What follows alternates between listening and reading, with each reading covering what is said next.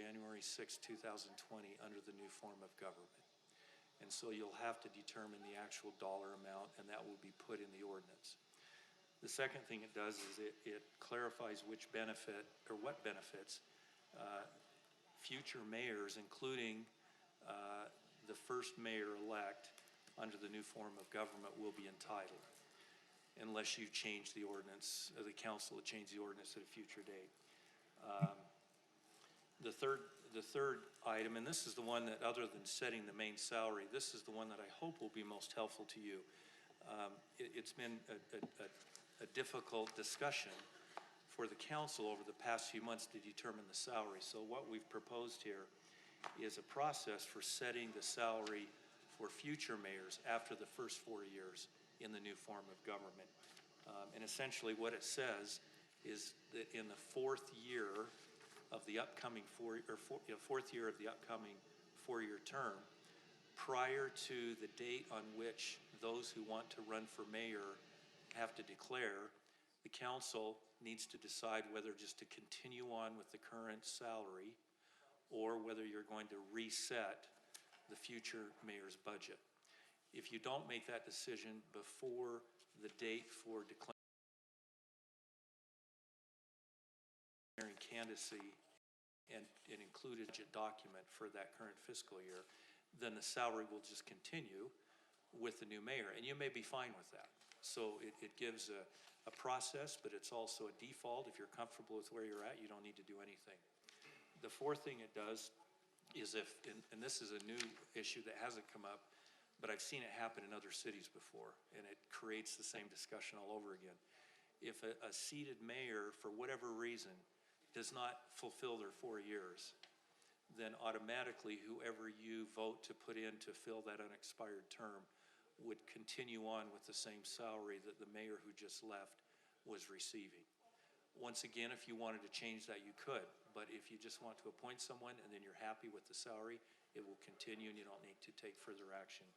And then finally, the last change makes it clear that any increases in the mayor's salary beyond what you approve now would require a review by the Ethics Commission first. They would make a recommendation. You can choose to follow that or not, but that would have the question of the salary would go to them anytime there's an increase.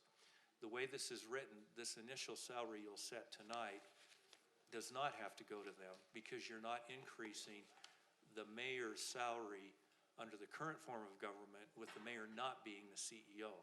You're setting the new salary for the mayor under the new form of government, which is the CEO, which is a different position. So it's my opinion this does not need to go to the Ethics Commission. But once you set it tonight, then if it's amended in the future to increase, it would need to go to the Ethics Commission first for a recommendation. You have any questions that you wanted to ask about the ordinance or the process? If not, you can discuss how you want to handle it. Well, let's go with Councilmember Conahay first and see if he's got. Thank you, Mayor. A number of opinions to share with the council, but I'll wait till after the public hearing for that. The one question that I did want to ask is the way this is worded. The successor's salary shall be included in the fiscal budget year approved during year 4. Should the city council fail to either determine the salary prior to the filing deadline or not included in the budget, it would be the same as what it was before. So the way I'm understanding that, if the filing deadline is in June, but the deadline to approve our budget, Ms. Steck, is when? End of June? End of June, but the filing deadline is like the first week of June.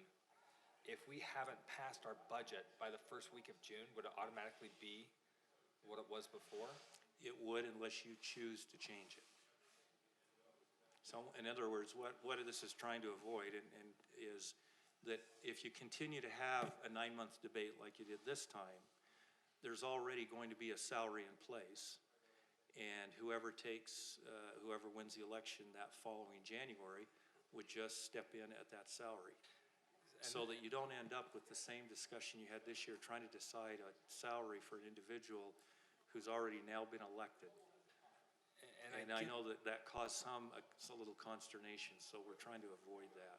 And I get the motivation and the rationale behind it, but at the same time, I'm also thinking, if we've come to a consensus, we've said this is the number we want to include in the budget, but we still have 3 weeks left and there are other elements of the budget that are not yet ready and have not yet been approved, those other items on the budget could cause issue with the mayor's salary because we've got like the 3-week overlap. Yeah, then just change it. You can change it at any time, Okay. All right, thank you. but you raise a good question, and let me just tell you, if you like this, you can thank a group of us. If you don't like it, you can blame me because I wrote it. And there is no pride of authorship in how I wrote this. We want to get this in a way that you're all comfortable in how it works. Councilmember Anderson. So I'm going along the lines of Councilmember McConaughey, and I don't want to rehash what he said, but there's a couple issues. Number one, the mayor is presenting the budget to the council. So I don't know that including it in a budget document is the right venue. And then I still echo the filing deadline is the first week of June. The budget's not due until June 30th, or prior to June 30th, I think is the way the law reads. And so every time we have a discussion on this, it's going to come across as it's political. Look who's running, look who's filed. Kind of like what we're here. And I'm going to respectfully disagree. I don't think we've had the dialogue of the mayor's salary for 9 months. I had, and I think Councilmember Whitelock, we had discussed this like 2 years ago, that we want to have this part of the code solved before the people that filed for office filed, so that we didn't have this discussion in December of the year before. So I don't know what the right solution is, but I don't know that saying it's adopted with the budget, and I'm not saying we have anybody potentially in the future being nefarious, but I think you see what I'm saying is the mayor's presenting the budget to the council, and the mayor's the one, and in this document we're saying we're going to set the mayor's salary based on the budget that the mayor's producing. Is that? What it says is you decide the salary if it's different than what's already in place. You need to put it in the budget so you've got money there to pay it. It's not that the budget is the deciding. You're deciding what the salary is and then including it in the budget document. Somewhere you need to memorialize it if you're not going to put the number in the ordinance itself every 4 years. That's to preclude you from having to change the ordinance every 4 years. So is there a better way? There might be.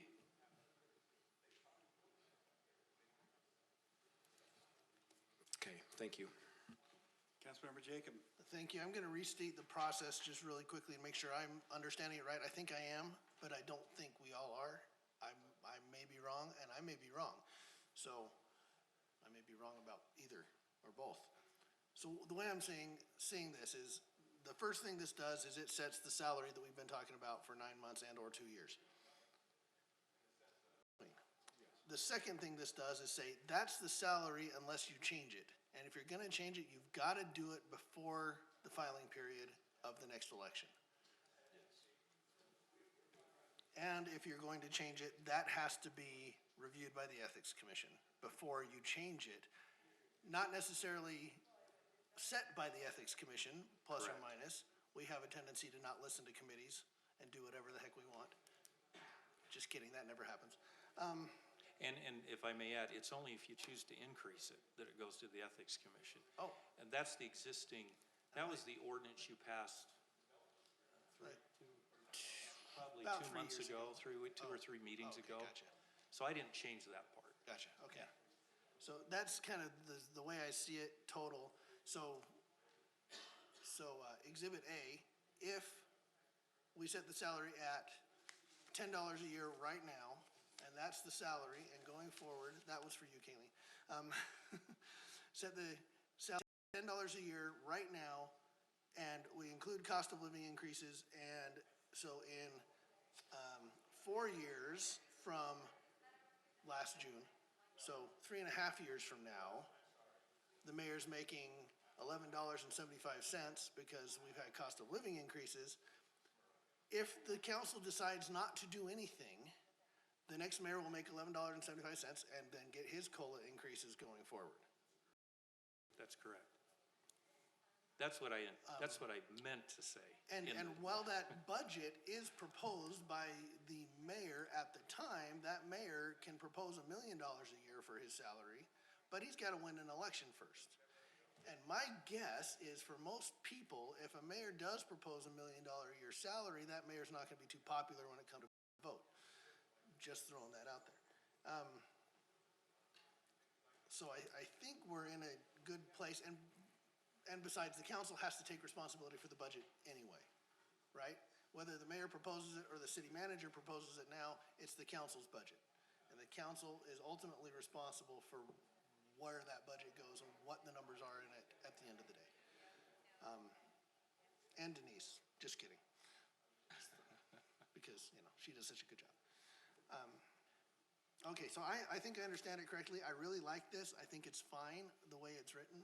I don't see any conflicts or anything, just because the council does have ultimate control of the budget in the new form of government and now. I think this process is good. My only wish, if I could put a wish list in place, is you included COLAs for the mayor, but not for the council. I'm just saying. And that is, I had that question too, council member. That's what you already approved 2 or 3 council meetings Okay. ago. That may be something you choose to do. That could be tweakable in Sure. the future, for sure. Absolutely.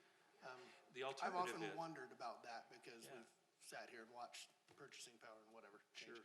But on the flip side of that, the argument for is the mayor's only job will be for the city.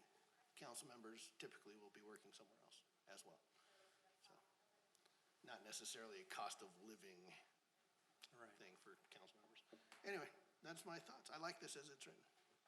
And Mayor, again, if we're not comfortable with that backstop, we can take that out. That's all it's intended to be, is a default in case the council doesn't get around to doing it. So at least there's a number there.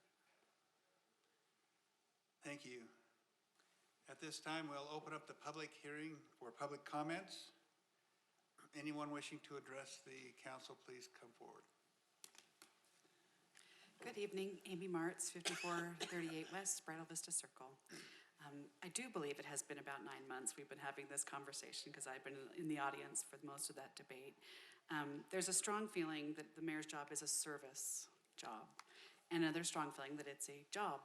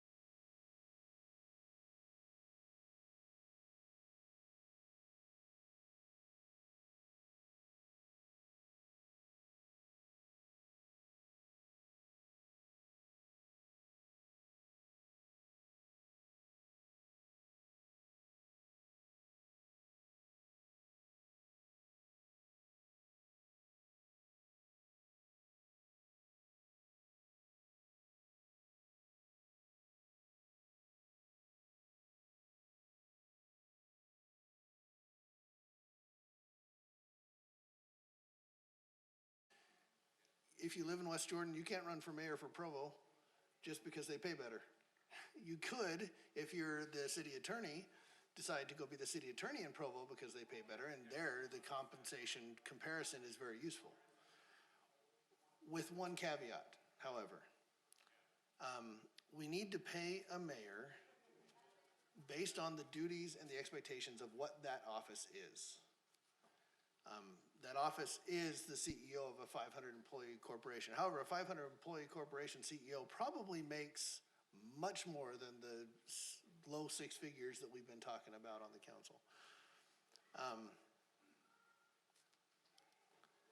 So it's not a head-to-head comparison with the private sector. It is going to be a sacrifice, but it should be commensurate with the responsibilities that we apply to that position. It's going to be very similar to how we attract a city manager now, or how we compensate a city manager. It's not based on, well, we like to keep a good city manager, so we got to pay more than the other cities where they can be a city manager. It's, this is what a city manager does, therefore this is what a city manager should be paid. This is what a mayor in the new form of government does, therefore this is what it should be paid. And the only benefit to comparing that to other cities isn't to be competitive, it's to see where they landed based on that same calculation. So they did an X plus Y equals Z and came up with a number Z. And we look in our city and say, is our X and our Y similar to their X and their Y? And is therefore that a fair compensation for somebody who does those duties that the mayors of those other cities do? And that's where the comparison is helpful. Not because we need to be competitive, because nobody's gonna go mayor chasing. Well, I don't know. There might be people who would, move from city to city until they get elected. Most cities have a 1-year residency requirement, I think. So I don't think that's necessarily the right comparison. But so that's what I'm thinking as far as why a city by city comparison is helpful, is just that the duties of the mayor should be similar, and then therefore the compensation of the mayor should be similar. Yeah, and if we're comparing to the private sector, we're way low. We're way low. There's people that do a lot less than the mayor does who make more than $120,000 a year, in the private sector. That's just a fact. Most of them are attorneys. Just kidding. Dentists, I don't know. Anyway, just some of the thoughts I have. I'm comfortable leaving it where we said it in the budget and just let's go forward. We have had a conversation about this that has had a vote and has passed. And that was when we put it in the budget in like March or whenever that was, we had that conversation to prepare the budget with Denise. So I'm good landing where we landed, and let's just go forward. And again, we can look at it again in 4 years if we feel like it. But for heaven's sakes, let's just move forward. Councilmember Whitelock. But I believe we landed in a range. We didn't land on a single number, so I think we have to come up with a single number. And I still contend that the average West Jordan household is $73,000, and those are the people that are paying our mayor. And I think in government we get a little confused about money. It's not our money to give out because we think we should pay a certain amount. It's the citizens' money. And as Councilmember Lamb said, I haven't had anyone come to me, save one citizen, that felt like we should increase what the mayor gives. And the argument that they're going to do more, well, that depends on the mayor. It's up to them what they want to do, because with our code, we're required to have a city administrator who will do all the CEO stuff. So our current mayor goes out and meets with other community members and with other entities, and our new mayor will do the same thing. And then on top of that, our new mayor can choose what they do in-house. We still need to set the dollar amount, and I still contend that 89.5 is a fair amount. And the argument of if we compensate more, you get better. Well, when our city chose to go from part-time to full-time, the increase in the mayoral compensation was very large. The pool of candidates did not impress me. at least when I looked at them, I don't feel like we had this wonderful pool of candidates to choose from. We just had a really big pool of candidates because it was a large dollar amount. So we need to set that dollar amount so that we can then vote on it. Thank you. Councilmember Anderson. Thank you, Mayor. I'm in agreement with Councilmember Whitelock. The $120,000 salary was on a whiteboard when we were discussing the code up here up front. And it was used specifically as a placeholder. Whether we select that number or not, it was a placeholder so that we would have further discussion. Now, I'm going to relate, if you'll bear with me, I'm going to tell a brief story. It'll be a version. It'll be short. When I served as the president of a nonprofit organization in another city, I had meetings. I was salary and I was a CEO. And I had meetings at 7:30 in the morning, and I had city council meetings at 6 o'clock at night that went till 8 or 9. There were times where I had 13 and 14-hour days. I know you, Mayor, have 7 o'clock meetings and 7:30 meetings, and there's things that you go to that last well into the evening, and I don't see that any different with the mayor-elect, that he will have, Mayor-elect Burton will have early morning meetings, he'll have late meetings. So the responsibilities of the mayor-elect, I don't think is that much different than what you are doing right now, Mayor Riding, with early meetings, late meetings. The difference in the change in form of government is simply that the executive powers, the responsibilities, the consequences will rest with the mayor rather than a city manager. So the duties are very similar in my mind. The time commitment is not 9 to 5 or 8 to 5 with an hour lunch. You're at the call to serve the residents of the city. I still want to have discussion that the optics are poor at best because we do have a mayor-elect, and I still am of the opinion this should have been decided before filing deadline, whether we've talked about it for 9 months or a year or 2 years or 3 months. However, here we are. I still want to have the dialogue of what is the correct salary. Maybe it is 120, maybe it's 110, maybe it's 130. I don't know. What we have in the budget set aside as a placeholder was 120. But I don't want, as we discuss it, I don't want anyone to think that it's just an 8 to 5 o'clock I'm going to go home. I'll show up at 8 o'clock because there's Exchange Club, there's chamber meetings, ribbon cuttings, airport boards, just lots of things and lots of time commitment representing the city. So I just wanted to share that as we have this dialogue. Thank you. Councilmember McConaughey.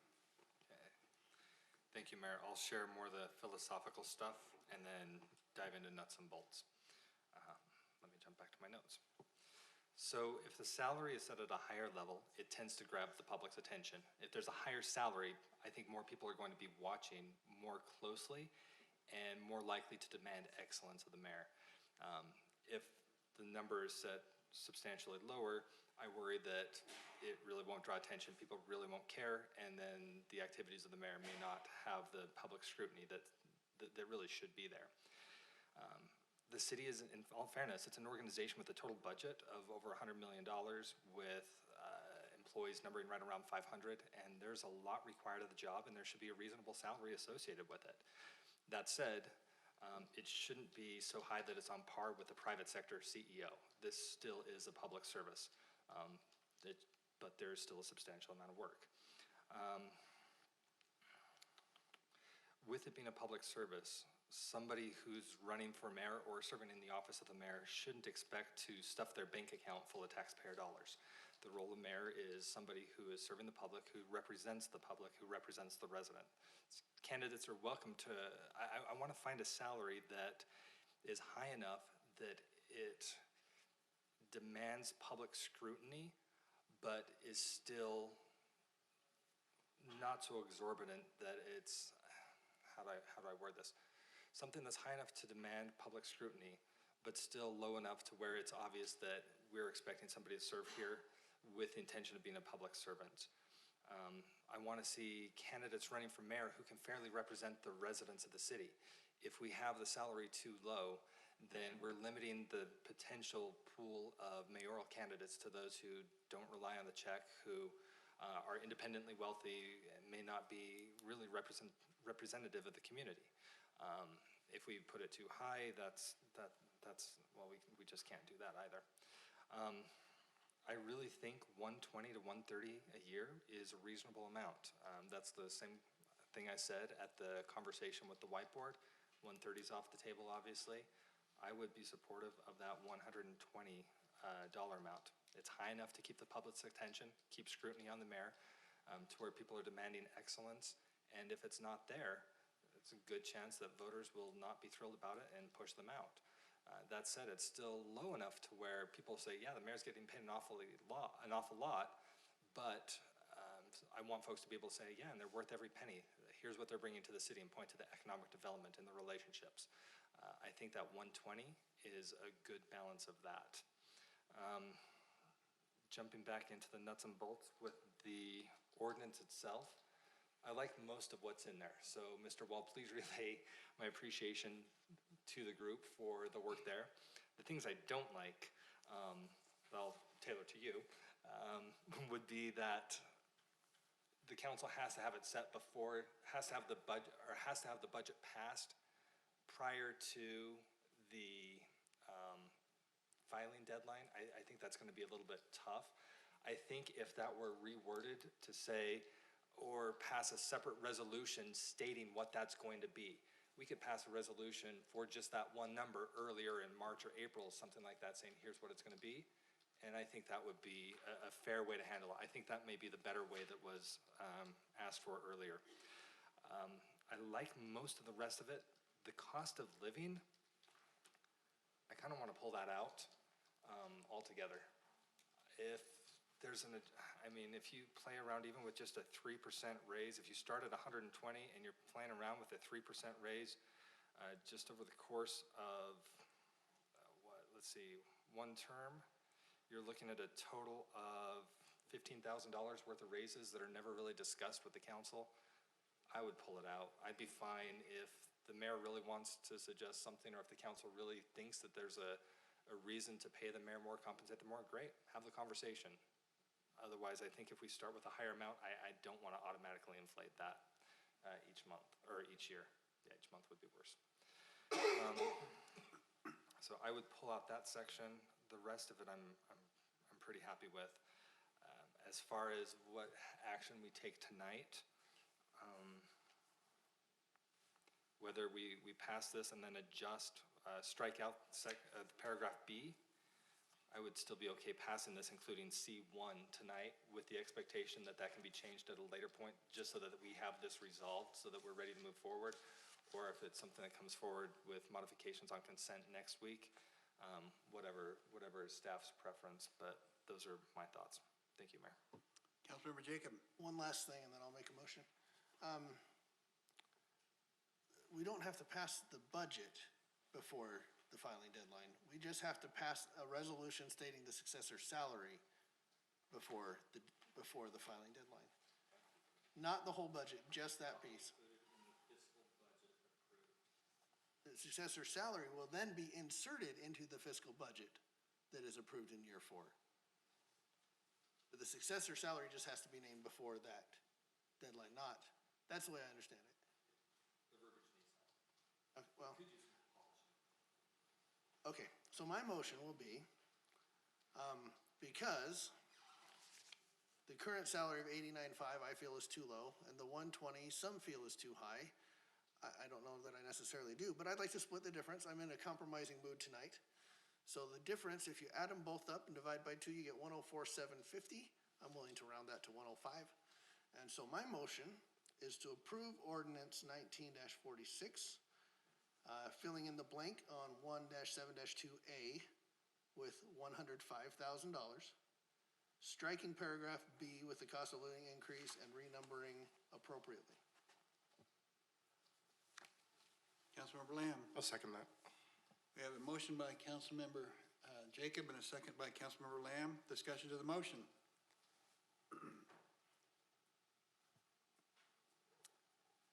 Mr. Wall? May I make one correction of my own that I think will cause this to read better before you vote? Where it says, should the city council fail to either. As I've looked at this and now listened to all of you, I don't like the fail to language, because my intent here was not to say the council didn't do what it should have done. My intent was to create a backstop if you were either satisfied the way the salary was, or if you didn't get around to it, and then yeah, maybe. So what I'm saying is, let's change it to say, should the city council strike fail to, and then continue on either Romanet 1, not determine the successor salary, or 2, strike fail to and not include the successor salary. That way it's not, if you fail. 9 months or longer. But you bring up some good points, Councilmember Jacobs. And what I see here is for 6 years, the salary hasn't changed. It's been 6 years now with that same salary. So there is some thought behind that saying, okay, well, it's been 6 years, there probably needs to be at least a little bit of difference there. And then with the duties that are coming up as well, I think you hit right on the head that if we could meet in the middle rather than going as high or as low, this is going to be the best route for us to go. That's why I feel like that it was a good motion and a good way for us to go as we move forward for this next mayor.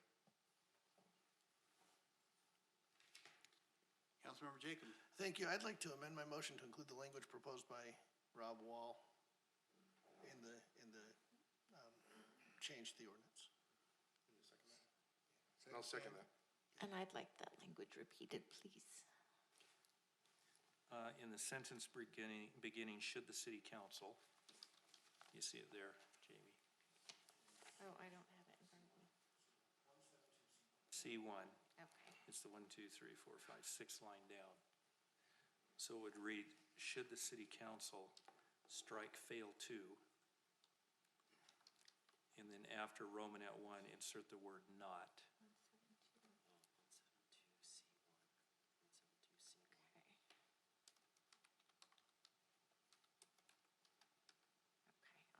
And then, or Romanet 2, strike fail to, and insert the word not.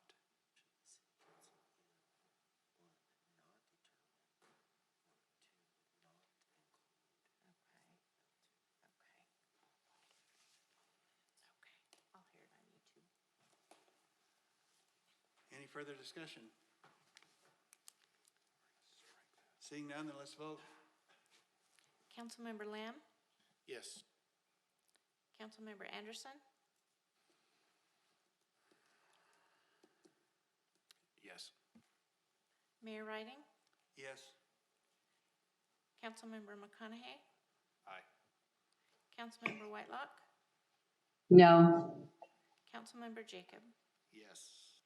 Motion passes 5-1. Mayor, may I just interject and indicate for the benefit of the minutes and for the public, the Mayor-elect Burton was never in the room, was not participating, and not present during the vote. Thank you. Thank you. We'll now go to communications and start with city manager staff. Thank you. See if we can track down Mayor-elect Burton and have him join us. Indicate to Mayor and City Council that we have a couple comments that we'd like to provide from the staff tonight. Tawny will be providing you an update of first about the success of our Monday night activities. So I'll turn over to her at some point to start off with the comments, but then we will also have 2 comments from Corbin, 1 from Denise, and finally a reminder from Brian. Thank you. Connie?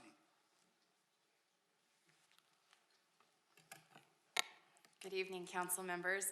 We had our annual Santa Claus is Coming to Town event on Monday night here at City Hall, and we had a wonderful turnout. Typically, this event has had about 300 guests. Last year, we reached an all-time high of 400. We planned the event for about 600 and purchased enough goods for about 900, thinking if we really exceeded all of our expectations, we might close on in near that 1,000 mark. We actually had over 2,100 guests come through City Hall on Monday night. We loved having our residents here at City Hall and being able to interact with those of you who were here, but also with our staff and employees as a part of the holiday event. So I want to start by thanking those of you who came and joined us. We had a good time, and we appreciated your presence there. Special thanks to Councilmember Burton, who stayed after with my team until late into the evening cleaning up trash and picking things up. Also want to just provide a special thanks to Brian's team in facilities who just were absolutely instrumental in getting all of the things set up for the evening, and to our police and fire who helped escort Santa to our City Hall this year, so thank you. One of the most exciting things I think about this event is the cost that we were able to do it for. The budget for this event was $4,000. We ended up pulling off the event on a budget of $3,000, which is a cost of about $1.45 per attendee. This is a very reasonable cost, and we're really excited about this. Just to put it in perspective, we did poll the other South Valley cities who have similar events, and most of them, the lowest budget for their event was $25,000. That is the budget of our almost the entire events budget for our city outside of Western Stampede. So we've really been able to accomplish a lot on a little. So just really excited about our team and happy to have all of those great residents come out. Any questions before I sit down? Great, thank you. Thank you. Corbin? Council, I have two items to discuss with you. First, in a previous council meeting, we talked about fee structure for the water fees and bringing that back to you as quickly as we could. One of the, as we discussed the different fee structures for the water rates going forward and changes that structure might have, there was a lot of emphasis on getting some feedback from the business community. We have a meeting scheduled in partnership with the Chamber of Commerce to get some feedback from the business community on December 10th. I wanted to make you aware of that because that's a very tight time frame for the final council meeting of the year. If you, as this sitting council, want to make the final decision on the water rates, what we will need to do is prepare a staff report, prepare recommendations at this time, and leave a few blank slots in the staff report that's going out with the agenda so that we can report to you on the night of the 11th what kind of feedback and discussion we have with the business community. That is if you want to adopt new water rates for this calendar year. If it's not pressing to you, then we will have our meeting on the 10th, get the feedback, and then bring it to the next council in January at a time when we have a little more time to prepare it, but then we won't be implementing a change effective in January. I was just looking for some feedback on whether you want to see these water rates on your next meeting or not. Councilmember Jacob? I think regardless of whether we see them in the next meeting, a decision won't be made until January at the earliest. I've just, past performance is no guarantee of future results, but that's the way I see it. Call me cynical. Personally, I'd be fine bringing it back to the next meeting. Wouldn't bother me too much. I'm also fine putting it off. I think our new council's going to be fairly smart guys too. I don't think though that we necessarily wanted a January 1st increase after the discussion up here. I think we were talking about a longer implementation period, weren't we? One of the main points of feedback we want to get from the businesses is timing of structure changes. Okay. So, yeah, we weren't necessarily, there were elements of the fee structure change we can make it January 1st, but certainly that's a self-imposed deadline, not something we have to do. Right. Yeah, I'm fine either way. Councilmember Cudahy. Thank you, Mayor.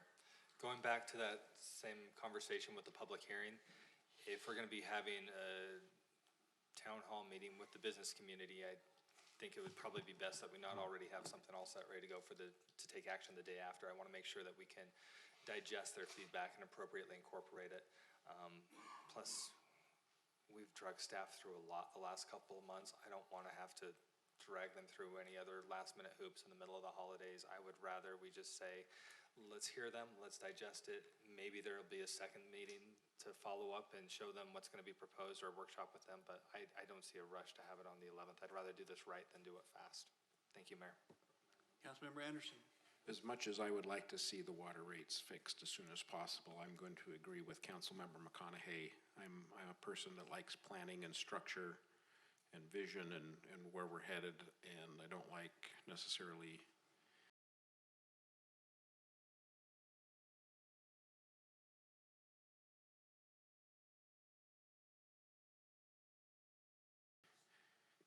quick, thoughtless decisions. It's always seemed to have burned people. So, but I wish I could be up here when we fix the water rates. That's something that's very near and dear to my heart. Thank you. Anything else? One other item, changing subjects, council. Last week, we polled you on dates for a retreat, a newly elected official orientation, where we can spend a few hours with you and with the newly elected officials, going over roles and responsibilities with the form of government, getting to know each other between staff, department heads, and the newly elected council members, and discussing a few other details before we change the form of government in January. Of all the dates polled, December 18th, that is 2 weeks from tonight, was the most preferred date. December 18th from 5:30 to 9:30 p.m. That is a Wednesday. It's 2 weeks from tonight.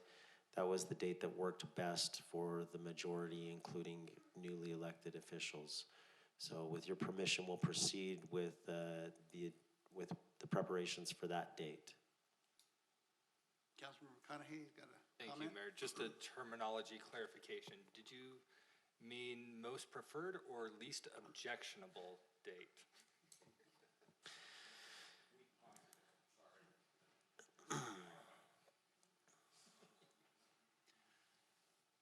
That it? Excuse me, that it, Corbin? Brian?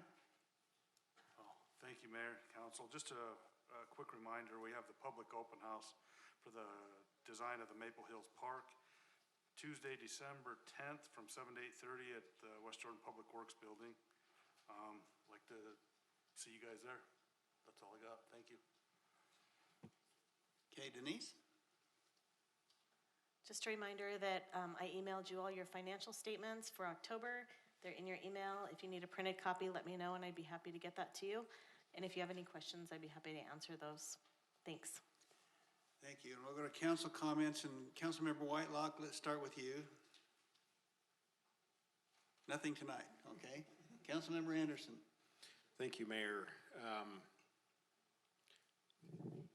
I don't really have a lot to report other than I appreciate getting the financials from Denise, and it's fun to see how much detail is in there, and easy to read and understand where we're at with the various funds. I had mentioned to Brian in Public Works, I'm appreciative of the trees that have found their homes on 48th West and along 90th South. Hoping for more on 48th West, a little north of where they were planted. I suspect I'll see those maybe in 2020. Mayor-elect Burton willing. So, and just appreciative, and I'm not gonna I'll save more of my comments for next week, I think, but I just want to, and I've reiterated this publicly before, but I really appreciate the council that's up here. This has been a very, very positive, very strong city council, very strong administration with David Bricky and Corbin, bringing some good department heads in, and we've been able to disagree and without taking it personal. And so the six of you, it's been fun to be up here with you. So anyway, that's all I have, Mayor. Thank you. Councilmember Jacob. Thank you, Mayor. I was able to attend the thingamajigger on Monday night, the Santa Claus is coming to town, and it was very well done. Thank you, Tawny, and your team. Wonderful, wonderful event. Full disclosure, I came mostly because my son's middle school choir was singing in it. And fortunately, I got to experience it, so that was good. So I appreciate that, appreciate Public Works, great work on the snow, even though Brian was out of town, experiencing the beach as opposed to the snow. We won't hold that against you, but your team did a great job, so pass that on to them. And the updates from your team was much appreciated. It's always good to be able to pass those on because somebody's always asking. So I appreciate that. I believe that's all I have for tonight. Thank you. Thank you. Councilmember Lamb. Thank you, Mayor. I think Councilmember Jacob meant to say he was there to see Santa. I just don't think he wanted to say it out loud. I too want to thank our Public Works Department and all the hard work that they do to get the snow done. Had someone in my neighborhood say, geez, this is the first year that they've done a great job of plowing the streets. I'm like, no, it's been a few years. And I want to thank, and none of them are in this room today, but I want to thank the council from, well, maybe Chris was here. Was it 6 years ago when they decided to actually put some power into the snow plowing? 4 years ago. It was horrendous 4 years ago. I remember people taking their four-wheelers out 10 days later and still being able to take the sleds down the streets. So great job, tell your guys, great job. And I'm grateful for all that they do, especially on a Thanksgiving weekend. Although it wasn't Snowmageddon on the east side, we didn't get it as bad as the west side. I heard the west side got pretty much hit pretty good. So thank you once again. And then my last thing is on a comment, but for Corbin, could you give us an update on the theater? Not right now, but kind of give us an update on where the theater's at. Me personally, and I'm not talking for the council, I'd like to see that construction take off in April or May and start getting that going. And if that's possible, I'd like to know. I'll provide a report. Okay, thank you. Councilmember Burton. Thank you, Mayor. I also was there one day night. That was fantastic. So thank you, Tony, and all the events committee people. It was a great event. And I was on the hook helping out Santa. Also, thank you for the snow plowing job. Brian, it's amazing what you can get done when you're not here. You got it done anyway, so thank you for doing that. And as I was reflecting back as Councilman Lamb was talking about how it used to be, I used to look forward to those snowstorms because I could get on my cross-country skis and I could go cross-country skiing around the neighborhood for a couple of days. Because the Public Works is so on the ball, I can't do that anymore, but it's better to have it that way. So instead, I'm out on my bicycle, and which is good, so you made it so I can ride my bicycle the day after the snowstorms. Except, and I want to bring this up to the residents, we do have an ordinance that says you're not supposed to throw your snow out into the streets, and as bicyclists would really appreciate that, and so would the snowplow people. I know you get frustrated when the snowplow comes by and throws that snow back up on your driveway that you just cleaned off, but please don't put it back out in the street, because not only is it an ordinance, but it makes it unsafe for those of us who are using active transportation. But thank you for that, and thank you, Tawny, and your group. Councilmember McConaughey. Thank you, Mayor. The thing with that ordinance about throwing the snow back into the street is some folks, especially District 1, you kind of have to. We've got folks at Front Redwood Road or Front 70th South where you've got the sidewalk and the fence and then their yard. So you've either got to put it in a wheelbarrow and then dump heavily salted snow on your grass or throw it back into the street. So it's well intended, but I think that one needs some rewording. Anyway, I did get one complaint about the snow removal, and that was from one of my neighbors who used to take his four-wheeler towing kids behind, and he couldn't do that with the sleds anymore, and oh well, just relaying the comment. With the Santa, or with the Santa night, did Tanya, oh, she's just hidden.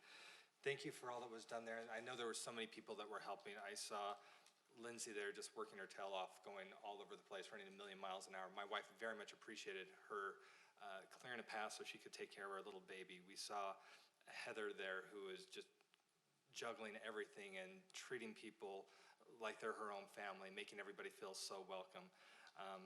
Tawny, we've already hit on what you had done, and then of course our Santa was fantastic. So if someone could get word back to him, thank you. I know there's so many others that I didn't catch while I was juggling my little kids, but thank you very much for putting that on. And then the last thing, I've already sent an email over to Mr. Bricky Corbin, but I wanted to call out our water department. They are fantastic. They are constantly running, trying to patch aging infrastructure wherever they can, and they do so very, very well, so professionally. I mean, people are not typically happy to hear that their water is going to be shut off unexpectedly for a period of time. But we've got some folks out there that I don't want to publicly point out Troy Murphy, so I may not say his name, but there are some people who are just so absolutely fantastic with the residents. That whole department has been so good to get to know, despite all the issues we've had with construction over the last couple of years in my district with 70th South.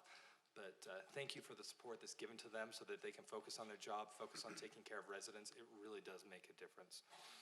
The last thing I wanted to bring up, and this isn't, I don't know, I don't think we can take action. Well, I know we can't take action, but talking about water infrastructure, I believe 90th South is slated to get an overlay 2020.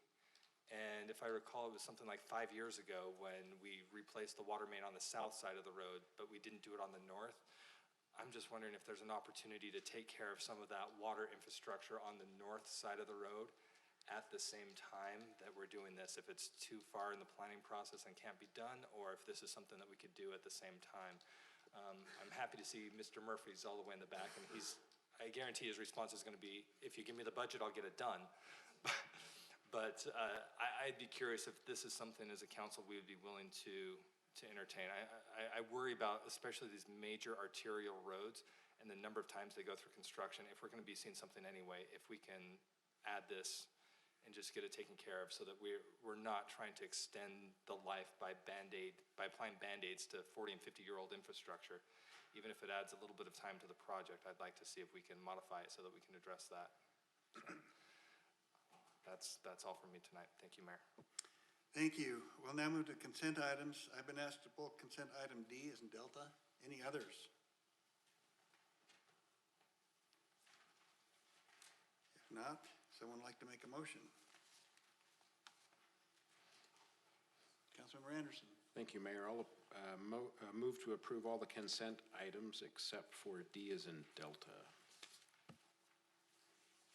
Second. Councilmember McConaughey seconded. We have a motion by Councilmember Anderson, a second by Councilmember McConaughey. Discussion to the motion. Seeing none, let's vote. Councilmember Jacob? Yes. Councilmember Whitelock? She nodding Councilmember yes. Lamb? Yes. Councilmember McConaughey? Aye. Councilmember Burton? Aye. Councilmember Anderson? Yes. And Mayor Riding. Yes. Motion passes 7-0. Item 6D, approve resolution 19-204 was to be pulled by Councilmember Burton. So Councilmember Burton, we'll turn it to you. Thank you, Mayor. Brian, I probably should give you a heads up on this earlier. Is it possible you could put on the display where that fence is going to go? That picture that was in our packet, it looked like the red part is where the fence is going to be, and I'm just wanting clarification of where the fence. That will is be. correct. That's where the fence will be around the entire perimeter. Where the artificial turf area is not red because those poles, there's already concrete there. We're gonna have to core those poles in. That was the intent there. So this fence is just going where the red is now, then that other fence will happen at a later date? It should, no, it'll be the entire thing. It'll Oh. go around the entire Okay. perimeter. So the red is just a different, The type red is of installation. where we have to pour the mow strip and put the poles in. The other area around the artificial turf, is already concreted, so we're just gonna see if we can core drill those in okay. and cement the poles in. Then my other question is, at the top right there, you see where the sidewalk comes in and goes into the fence? Yes, Will there be a gate there? Is that, there'll be no gates on this. The gates will get beat up. so that fence will close off the sidewalk? No, it's No, there'll open. be an opening there. Oh, it's an opening. There'll be an opening there and then an opening at the front there. So there's an ingress and egress out of two areas. Okay, And actually moved that sidewalk. It was supposed to go further to the west. We moved it further to the east. So the people sitting in, the artificial turf area could see that egress if they needed to watch for where their kids were going. So we moved that to accommodate that. okay. Thank you. I appreciate your answering those questions. And I know I brought this up before, so I'm gonna bring it up one more time about I don't know if a fence is necessary to be all the way around that playground. I understand the desire of some children to roam and to run, and the park goes many feet in most directions from there. There is one direction where there is parking not too far away. So I'm wondering if perhaps just putting a fence on the one side instead of all the way around, instead of caging them in there, let's have free roaming children at the playground. So I'm not doing it just for financial purposes, but I think the playground would feel more open and more receivable without a fence on there. So I would like to eliminate the fence off the playground still. Councilmember Anderson. Thank you, and I'm going to respectfully disagree with Councilmember Burton. It's an all-abilities park is kind of how we designed it, and I have a special needs child and who likes to run, and the containment that the fence provides means it's an all-ability for him. And there's others that feel that same way. So I would desire that the fence be around the perimeter as it's put in the packet. Thank you, Mayor. Councilmember Whitelock. And I just want to echo that. Seconds mean a lot when you have special needs children that run. And we have a larger portion of our population that are being diagnosed with autism. And a lot of those children run. And seconds matter. And if you can catch them, it's helpful. And that 4-foot fence could be a lifesaver. And I think it not only gives security for the children, I think it makes the adults watching those children also feel safer. So I would strongly oppose getting rid of that fence. I think that is money well spent. Councilmember McConaughey. Thank you, Mayor. I will echo that again. As a parent of, well, we have a 6-year-old who has autism. We have a 4-year-old who has just been diagnosed as autistic. We have twins that are 2 years old that we affectionately refer to as the Twinados. And we just have a newborn baby boy as well. When our baby was born, I tried to go over there with our little boys, the four bigger boys, to the park and watching them myself. Just as a parent of multiple children, it is very, very difficult, especially with toddlers, to try and keep them contained and keep them safe. We have one kid running for the street while another one is disappearing somewhere in the park towards the pavilion. It is very, very rough, and I stopped. I gave up trying to go to the playground by myself. I have to have at least one, if not two, people with me. It is very difficult. Having the fence there provides some security to the kids, peace of mind for the parents. It keeps the kids corralled, and one of the other nice benefits is it gives the parents an opportunity to back away from the kids and feel comfortable letting them run and giving the kids a chance to explore and play and really be out on their own a little bit more. Where we don't have any sort of containment right now, I feel like I've got to be right on top of my kids so that I can react within seconds if they try and bolt. With the fence, I can go sit down and let them play, let them be kids, let them just go have fun and develop and grow. While we're talking about the playground, I'm going to bring up one observation that was probably an unintended consequence, but when we said we want to build this high, we want it wide enough, we want it to be able to support wheelchair access all the way to the top. One of the cool things with having something a little bit wider is you do get more parents that are up there and more parents are involved with the kids, and it seems to be deterring the factors that we didn't want out there, like the older, I don't don't want to call them kids, but more like teenagers and older that really shouldn't be in the park, that are sometimes associated with some of the problems that are out there. When you've got so many parents crawling through all aspects of the park who have such easy access to get in there, I think we're seeing a much safer environment, and we're deterring some of those unwanted factors by having built it a little bit wider and more accessible. I think the fence continues with that theme, so I'm very supportive of what we have here. Thank you, Mayor.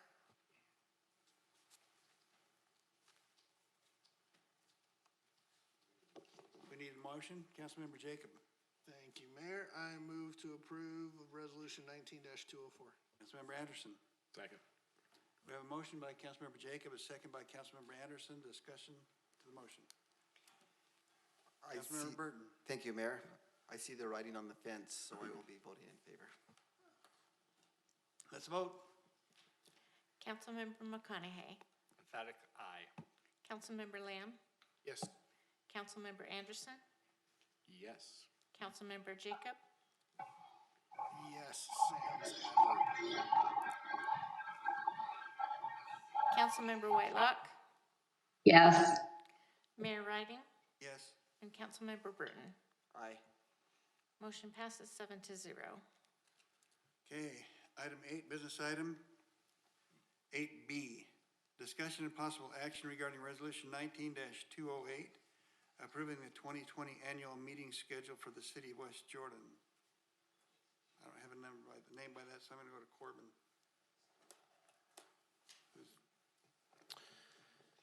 Council, we have before you a tentative calendar for the meetings in 2020. Certainly this can be updated as you progress through the year, but as you know, we need to adopt our meeting schedule for the upcoming year. Councilmember McConaughey. Thank you, Mayor. Just wondering why some of these don't follow the regular pattern. For example, the 15th of April 15th on the 3rd instead of on the 4th. And then there was another one in there, September doing the 9th and then the 30th. Just curious the thought behind that. The April and the September meetings were adjusted to account for the League of Cities and Towns Conference. That would be a good reason to do that. The only concern I have with September is where we've got a 5th Wednesday there. That's a good opportunity to try and meet with the Planning Commission, but we can figure something else out. Thank you. Councilmember Jacob. Yeah, I just have a question. In years past, have we put the council and planning workshops on the schedule? Like at the beginning of the year? I thought that was something we added as we go as opposed to predetermining. I know we've held them, but have we pre-planned them? Okay. Okay, I was just curious about that. Okay, well, that's all I had about that. If there's no further comment, I'll go ahead and move to approve resolution 19-208. Councilmember McConaughey. I will withhold a second, seeing as there was still conversation. I'll withdraw the motion, seeing there was still conversation. Okay, Kayleen. Thank you. I just have one comment. I still contend that we should have work sessions, and I would prefer that we have work sessions scheduled in advance.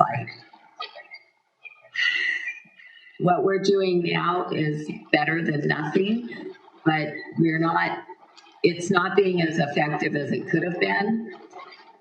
The advantage of work sessions being scheduled in advance means that we can work with staff so that things come before us when they're more ready. Right now, we have staff that work really hard.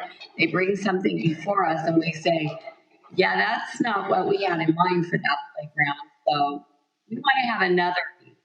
And that puts us behind schedule many times. So I just need to state it that I still strongly feel that work sessions would benefit our city, and it would help our staff to know where we as council are at. And I saw as part of our documentation, it talked about work meetings. So I would prefer that our motion include work meetings. Councilmember Burton. Thank you, Mayor. This is a question for Councilmember Whitelock. Where would you want to see those scheduled in? How would that work in the schedule? For me, we would meet every Wednesday. And the Wednesdays we're not meeting, that we don't have ULCC or other conflicts, and we would have work sessions scheduled.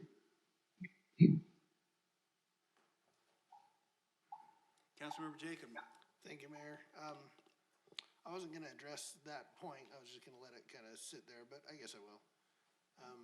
Two things to consider. One is we got a new council coming in who ran with the idea of having a commitment of 2 meetings a month.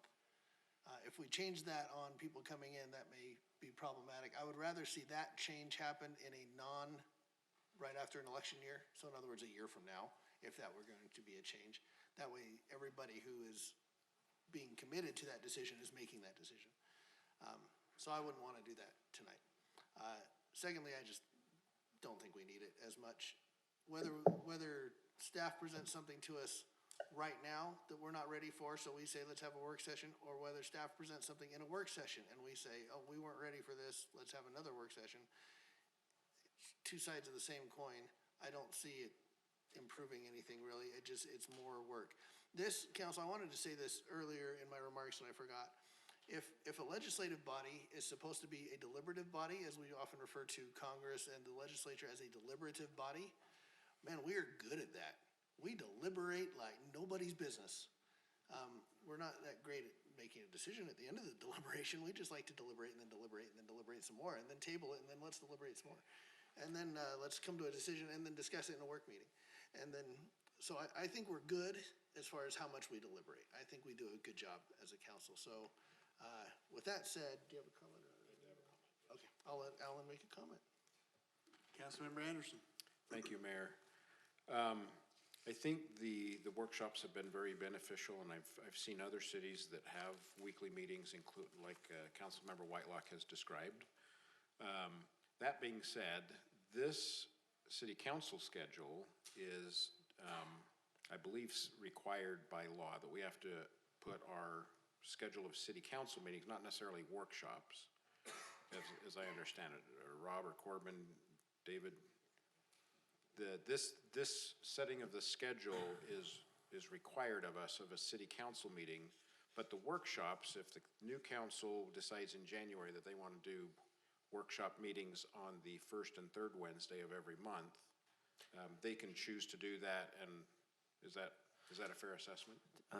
2 comments, and then first, I think workshops would be included as council meetings, and so we would need to notice those, but that's why I preface this by saying this can be amended at any time.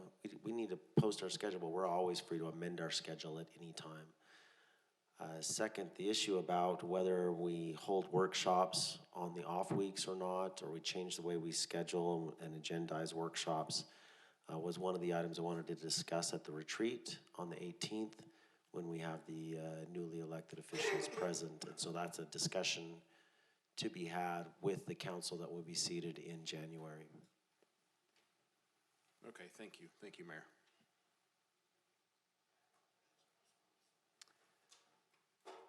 Okay, Councilmember Jacob. Thank you.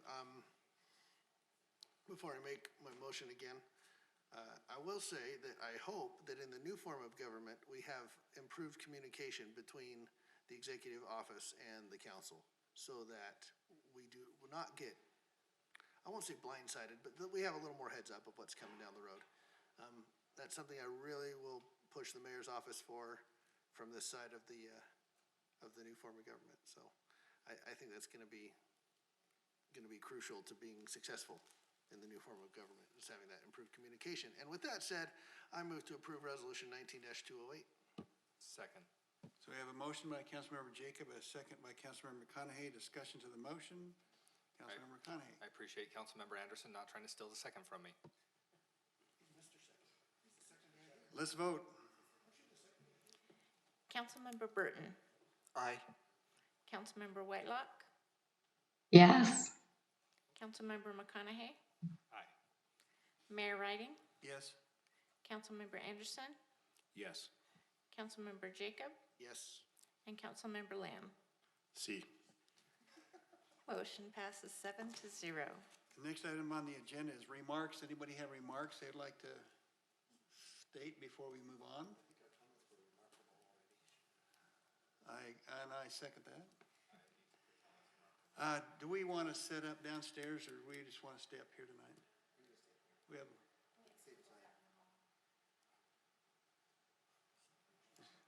Okay, we're going to stay up here for the workshop. So, do we want to take a 5-minute break again? All in favor? Aye. Okay, the ayes have it.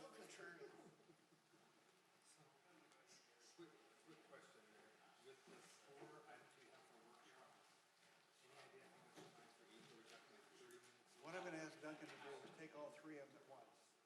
Just go through the first 3, and then you set the last one. Just keep going through those. Because we don't have to vote on it, it's just informative. It depends on how much everybody wants to. How much you want to change it. Exactly. How much more do you want to add to it? Subtract from it?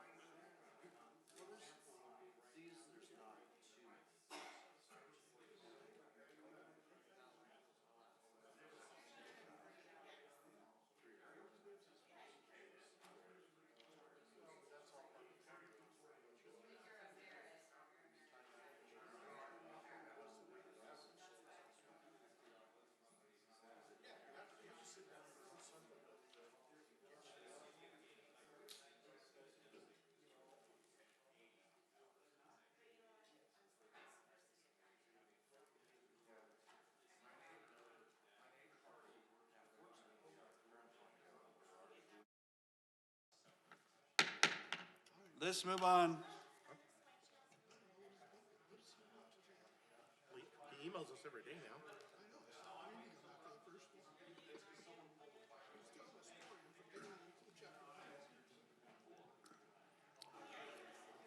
We will turn the time over to Duncan Murray for the first three items on the workshop, A, B, and C.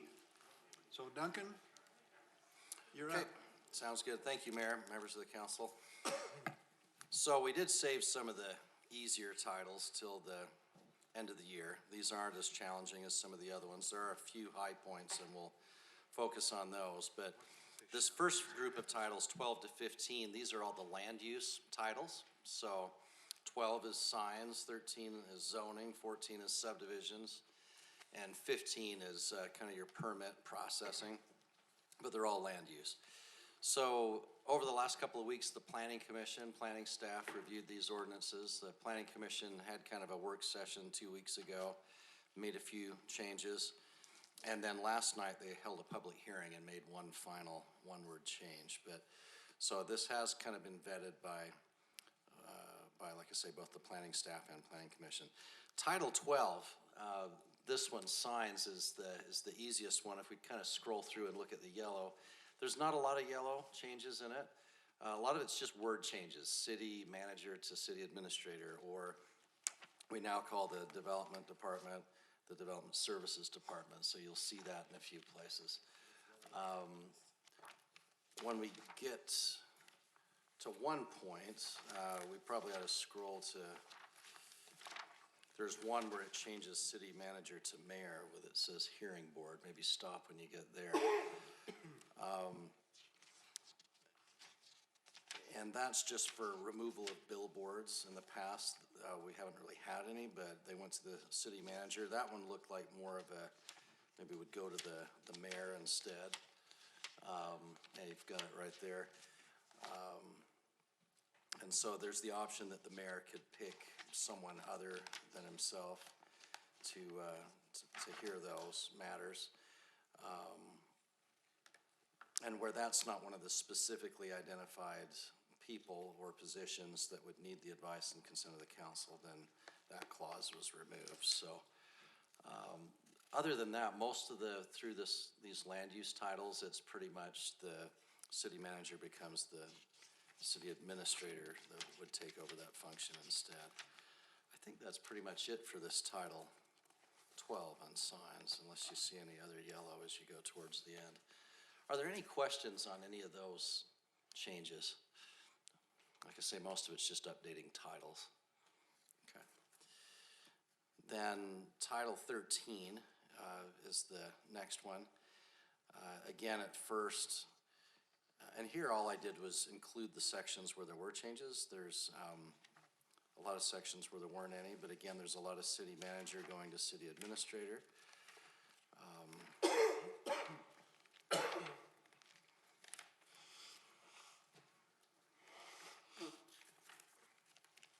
So you could go through, maybe scroll past all of the definitions. Okay, so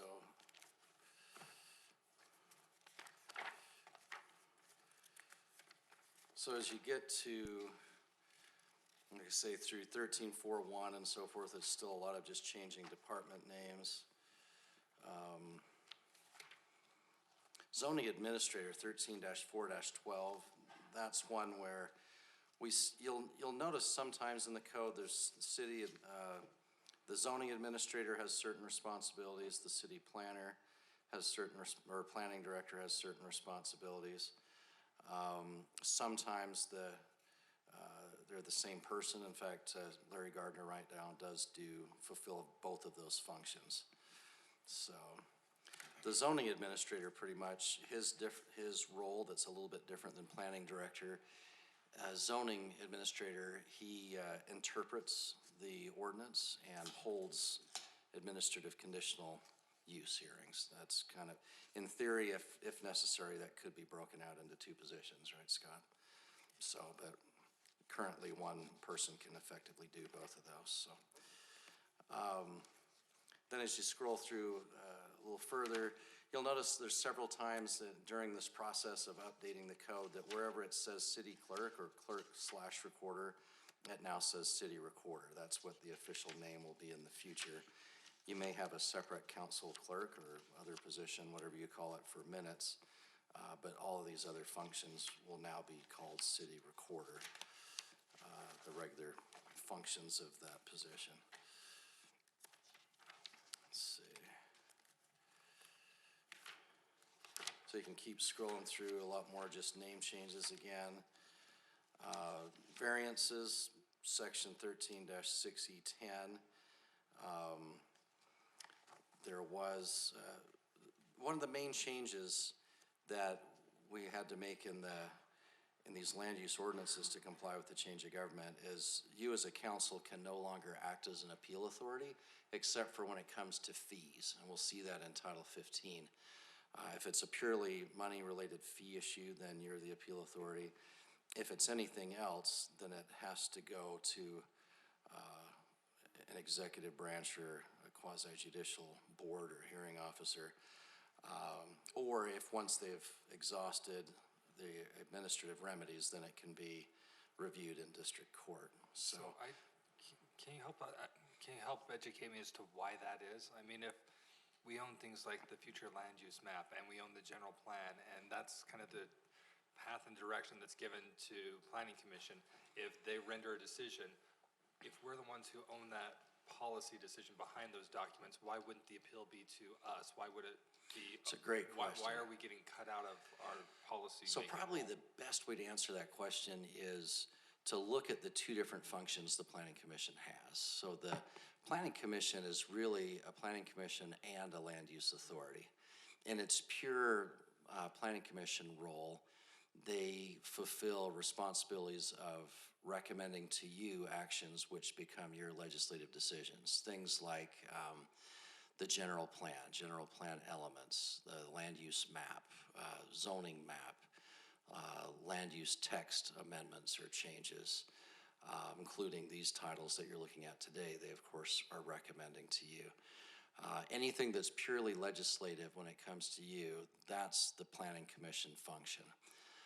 The Planning Commission also acts as a land use authority where they're taking care of administrative decisions. So they're acting on site plans, conditional use permits, subdivision plats, those types of things, which they just simply apply the existing code. Like they'll apply Title 14, the subdivision ordinance, and see, does this plat conform to that code? If it does, they approve it. If it doesn't, they don't.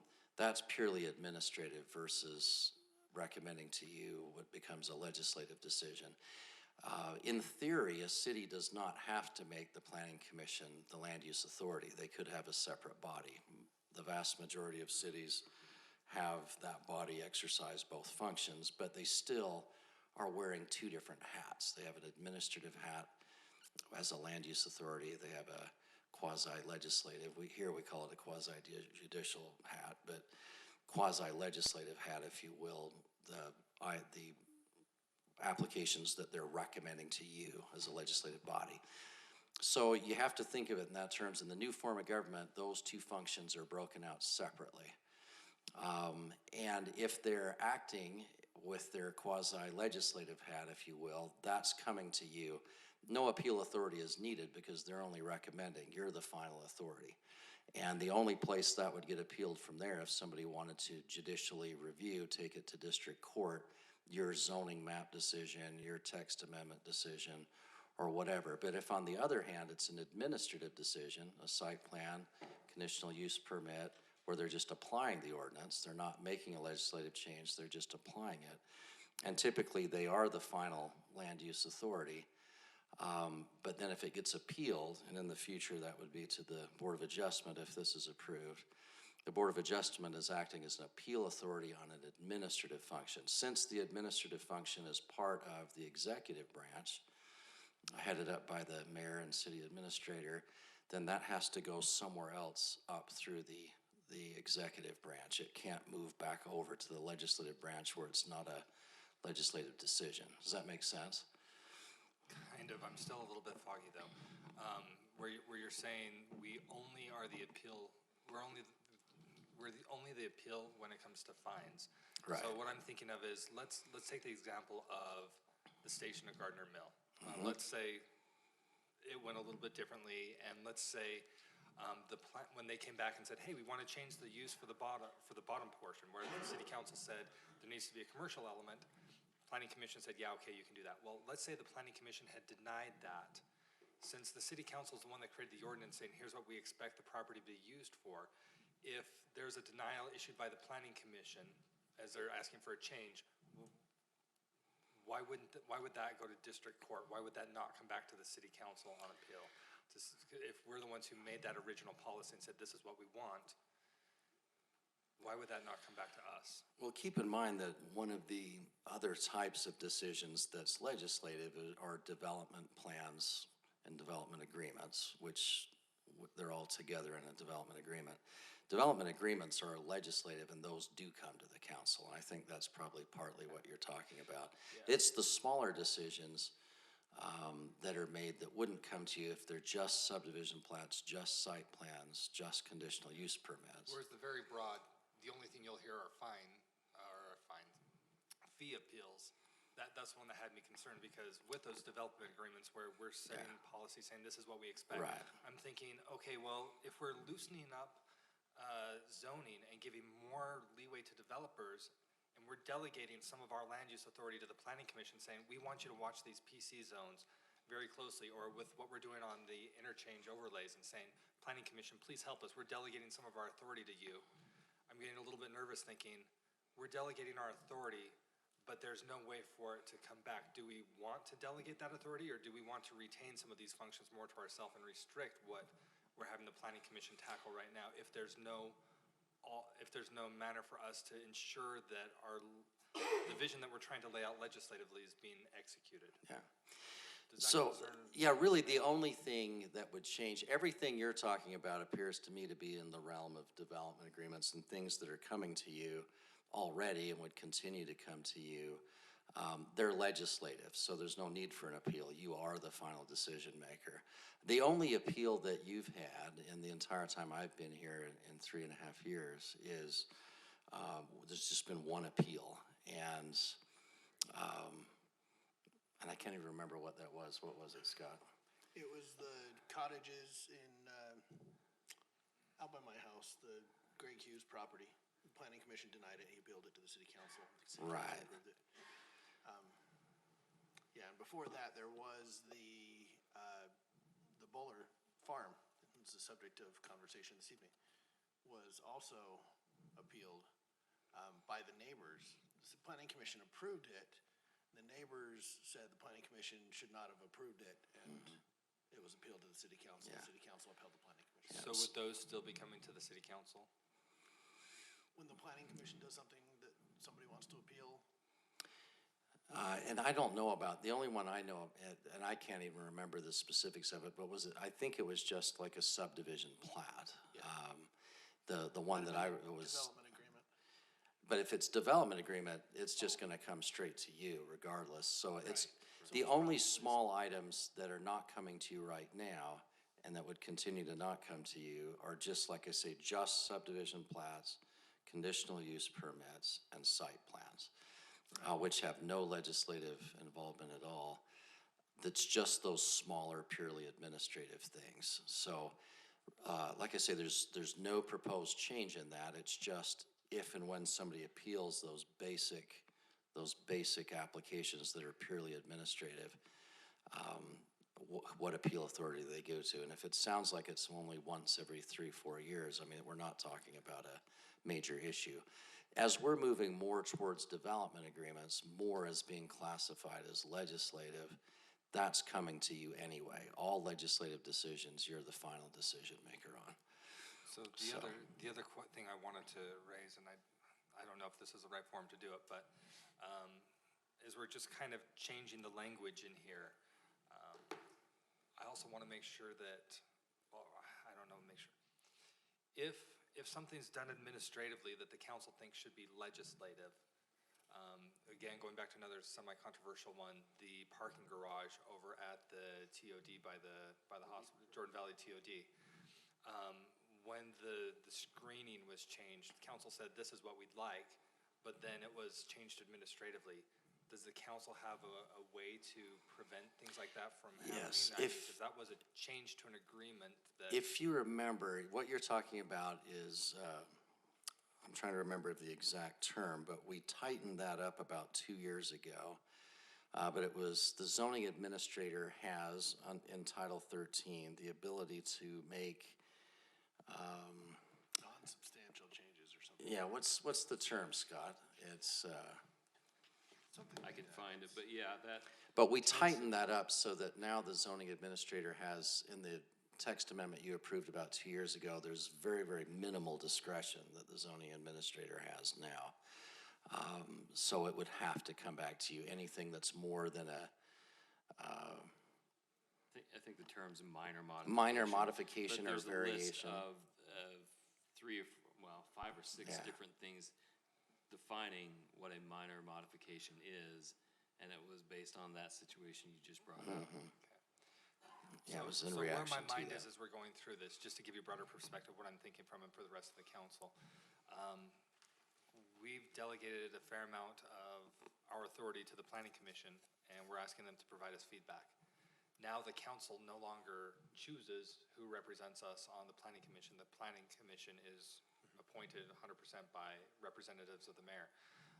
If the mayor chooses a whole bunch of folks that don't share the same vision with the city council, I'm trying to think, okay, well, what do we need to be prepared for to protect the council to make sure that it's our vision that's out there? You know, and please don't read anything personal into that, but I just want to watch out and try and make sure we're protecting the integrity of the council. And that's kind of where I'm coming from, because we've got a body, we don't appoint anybody. They're going to be recommending stuff, and if we're not going to be the appeal, it's just kind of setting up a red flag. Like, how do we ensure that we don't become irrelevant when it comes to land use and planning? Well, You could change what you delegate to them. One other thing to think about, council member, it's a very good question. It gets back to the fundamental nature of the difference in the two forms of government, is generally, whether it's, a land use decision or any other, what's being appealed is what the legislative body passed. And so if there's too much discretion in the zoning administrator, we go back and we amend the code to not take away the discretion necessarily, but you put parameters around what they can and cannot exercise discretion in. That's the way you exert your influence in this new form of government. And fundamentally, you are giving up any administrative or quasi-judicial authority, which now it's all vested in you, except for that which is in the city manager by code. You're right, it's all gone now. And that's why I'm really worried about this particular section of code, because this is something that we've just sort of said, you know what, council kind of overlaps on legislative and administrative. So, Right.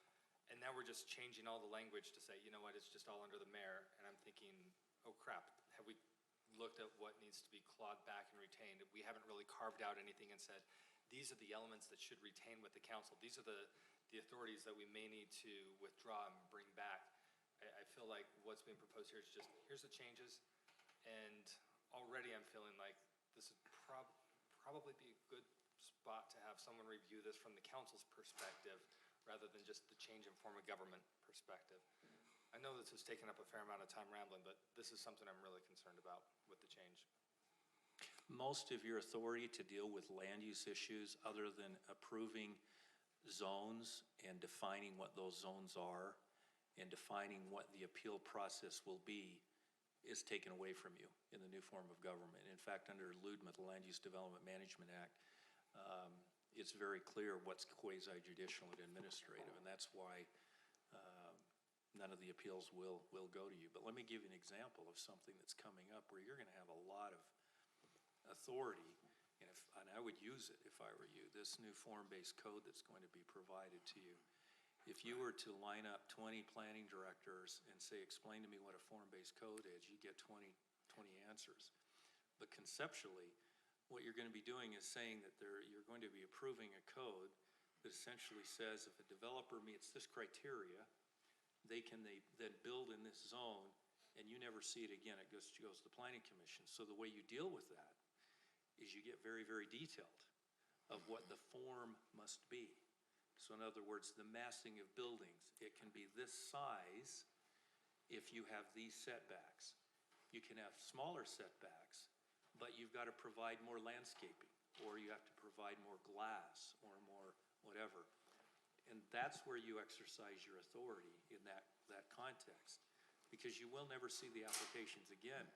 But you can make it very, very clear that they're going to have to meet some very detailed outline standards or forms of construction and development before they can get approval from anyone.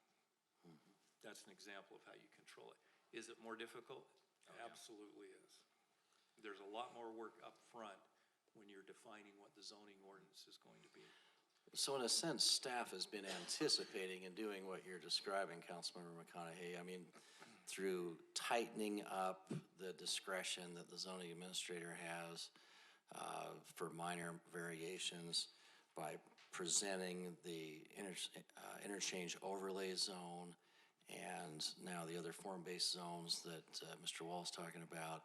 Those are the types of things that are going to maximize your authority as a council. I think the other issue you raise is a good one too.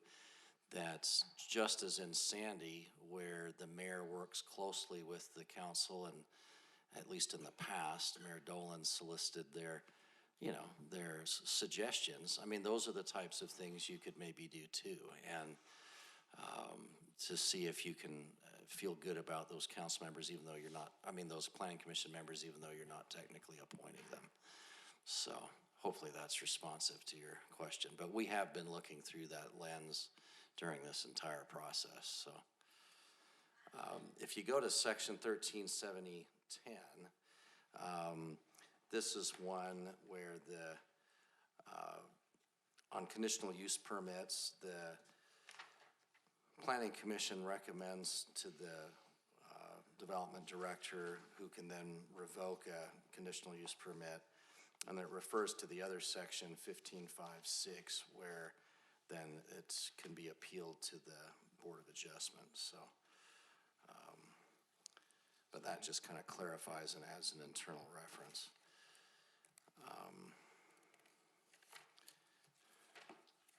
So conditional use permits can be revoked? Yes, if the conditions are not being met, so they can be reviewed and then revoked.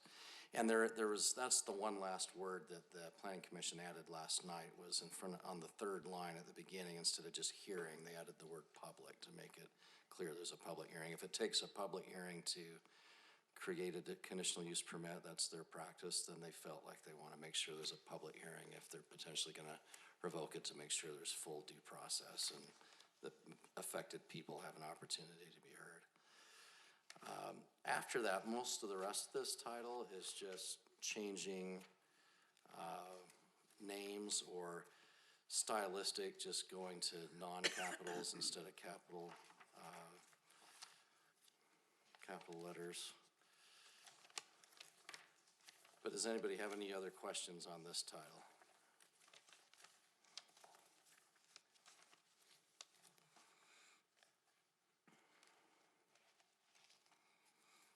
Okay, so then Title 14, subdivision regulations.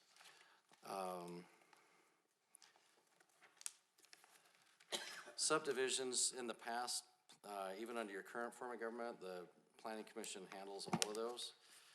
None of that comes to the council, so there really weren't any substantive changes there. These are all stylistic, just changing clerk recorder to recorder, changing capital letters, changing a couple position names. There's really nothing substantive in this entire title.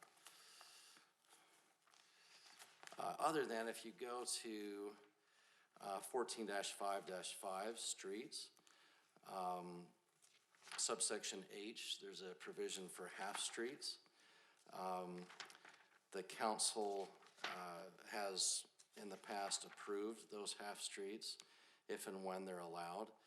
I think we've always allowed those by development agreement, so I just added a clarifying clause as part of a development agreement would be the mechanism by which you would approve those if and when you do. So that's not really a substantive change so much as just clarifying the procedure by which you do it and which is the one you're currently using. Other than that, I think that's it on that title.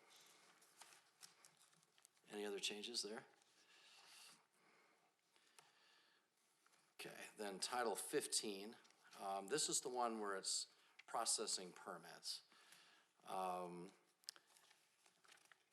And like I say, it goes through Section 15-2-2 is Type 1 administrative decisions. That's what city staff is doing. And then you have a Type 2, which is what Planning Commission is doing, and then a Type 3, what Board of Adjustment is doing. And the main part, and if you can see what used to be 15-2-3, or 4, which is now 3, the Planning Commission, it breaks out specifically the administrative decisions versus the recommendations to the council. And like I say, that's the difference between their purely administrative role versus their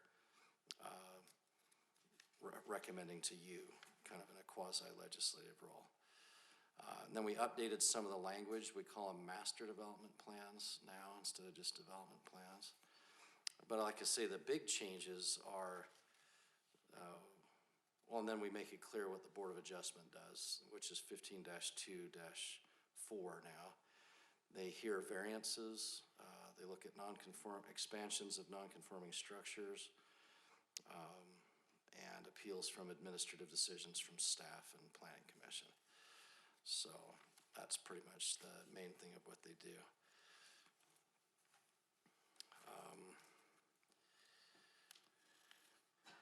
And then, of course, 15-2-5, that's what you as a council are currently doing, that you'll continue to do, is your legislative function.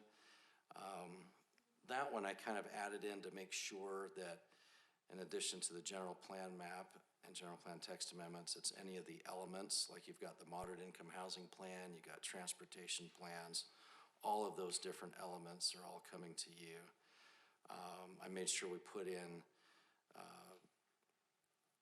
master development plans, reimbursement agreements, deferral agreements, any of those other agreements or specialized development agreements, they're all coming to you. And then of course, 15-2-6, that's where you're acting in an appeal capacity, where you're, if there's any appeal of any fee charged, that presumably comes under LUDMA, under any kind of land use fee. So those are just kind of the main roles, if you will. Any questions on any of that? Okay.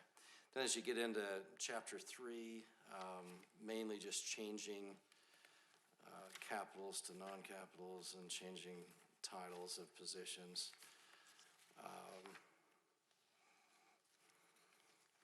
Nothing real substantive through there other than 15-3-8. Now, like I say, we call them master development plans. We used to have preliminary development plans and final development plans.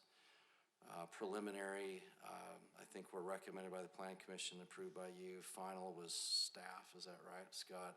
Now, the entire development plan process all comes to you. So that's been kind of an increase of authority for you. You're hearing the entire development plan and development agreement. Other than that, I think until you get to the main meat, which is in chapter 5, the appeals section. So our appeals process before was a little complicated because you almost needed a flow chart or maybe several flow charts, because some appeals from the staff went to Planning Commission, some went to the Board of Adjustment, some went to the council, and it was really complicated. Now it's real simple. The gist of chapter 5 is that any appeal from a final decision from staff or appeal of a final decision by Planning Commission goes to the Board of Adjustment. It's pretty simple. Unless it's a fee, then it goes to the council. And that's what most, as I looked at all the other 9 cities that have the council, mayor, form of government, that's what they all do, as far as I can tell. Tooele is kind of, but not really, council, mayor, form of government, because they're a charter city, so I didn't really compare them, but the other ones are similar to this mechanism. So another off-the-wall question, just trying to figure out what our options are. Again, going back to the decision with the TOD and the screening. Let's say there's a decision made by staff that council doesn't feel is in line with what the development agreement was. Okay. Can council also appeal a decision made by staff? And if so, would that go to the Board of Adjustment? Would they be hearing the appeal from council? Or how would council disagree with staff? If they're implementing the development agreement, is what you're saying. Yeah. Well, obviously, there's 2 different answers to that. I mean, one is the short term of what do you do with that specific act. The second one is what do you do in general? As Mr. Wall mentioned earlier, in general, prospectively into the future, if you feel like an ordinance isn't working the way you want, you can change it prospectively for the future. Yeah, but that's not an appeal for a specific Right. action being taken. But if you're talking about the specific action parts, under state law, anybody who has an appealable interest can appeal. So, yeah, and you would have an appealable interest, so. Especially considering in that specific instance, the council was the one that approved that development plan and development agreement. Right. So, that would make sense, if you can make that finding. How does that work currently?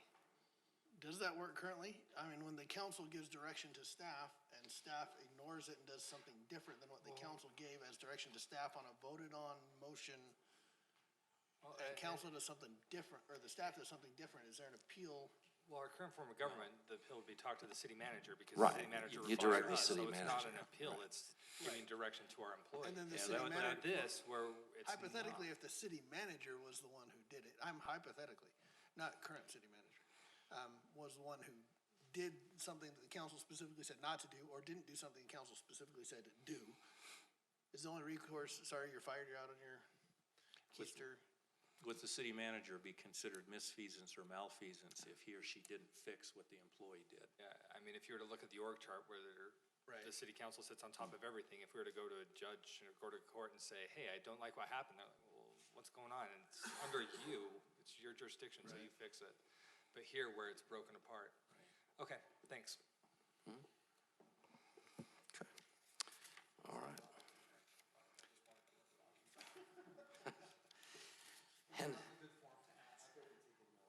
And then if you go to Chapter 6, Judicial Review, which if you go to LUDMA, the 10-9A 800 series in state law, it says that any land use decision, final land use decision, can be judicially reviewed in district courts. So once the Board of Adjustment makes a decision on an appeal, then administrative remedies have been exhausted, or once you make a zoning decision or some other final legislative act, it could in theory be judicially reviewed in district court.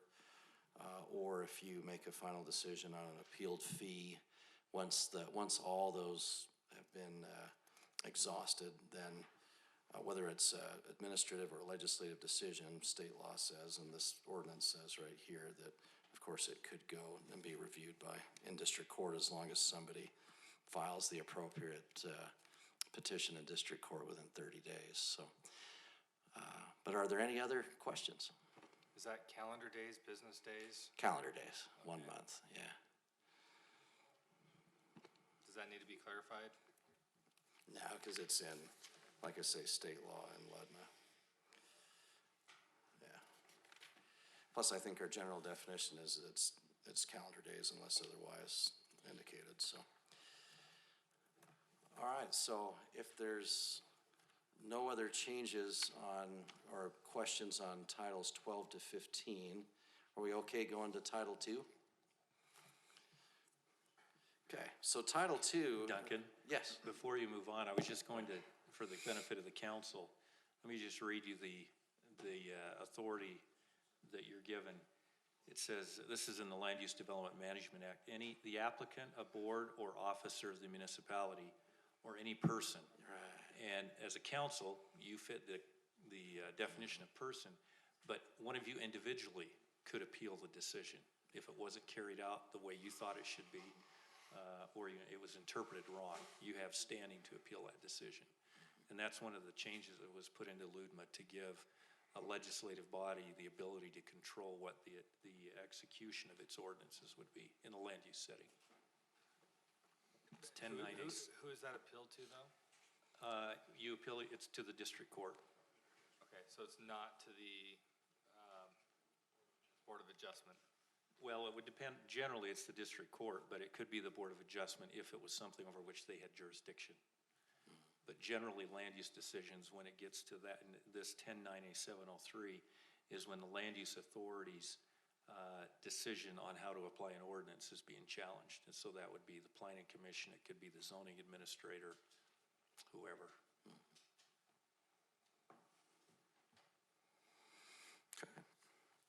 All right, so Title II is committees, right? Whether we call them a commission or a board or a committee. Committee is the overall concept. That's the definition. In the definition of committee, it's any of those things, right? And we have executive branch committees for the most part. We have a couple of council committees, which are mainly just investigatory in nature.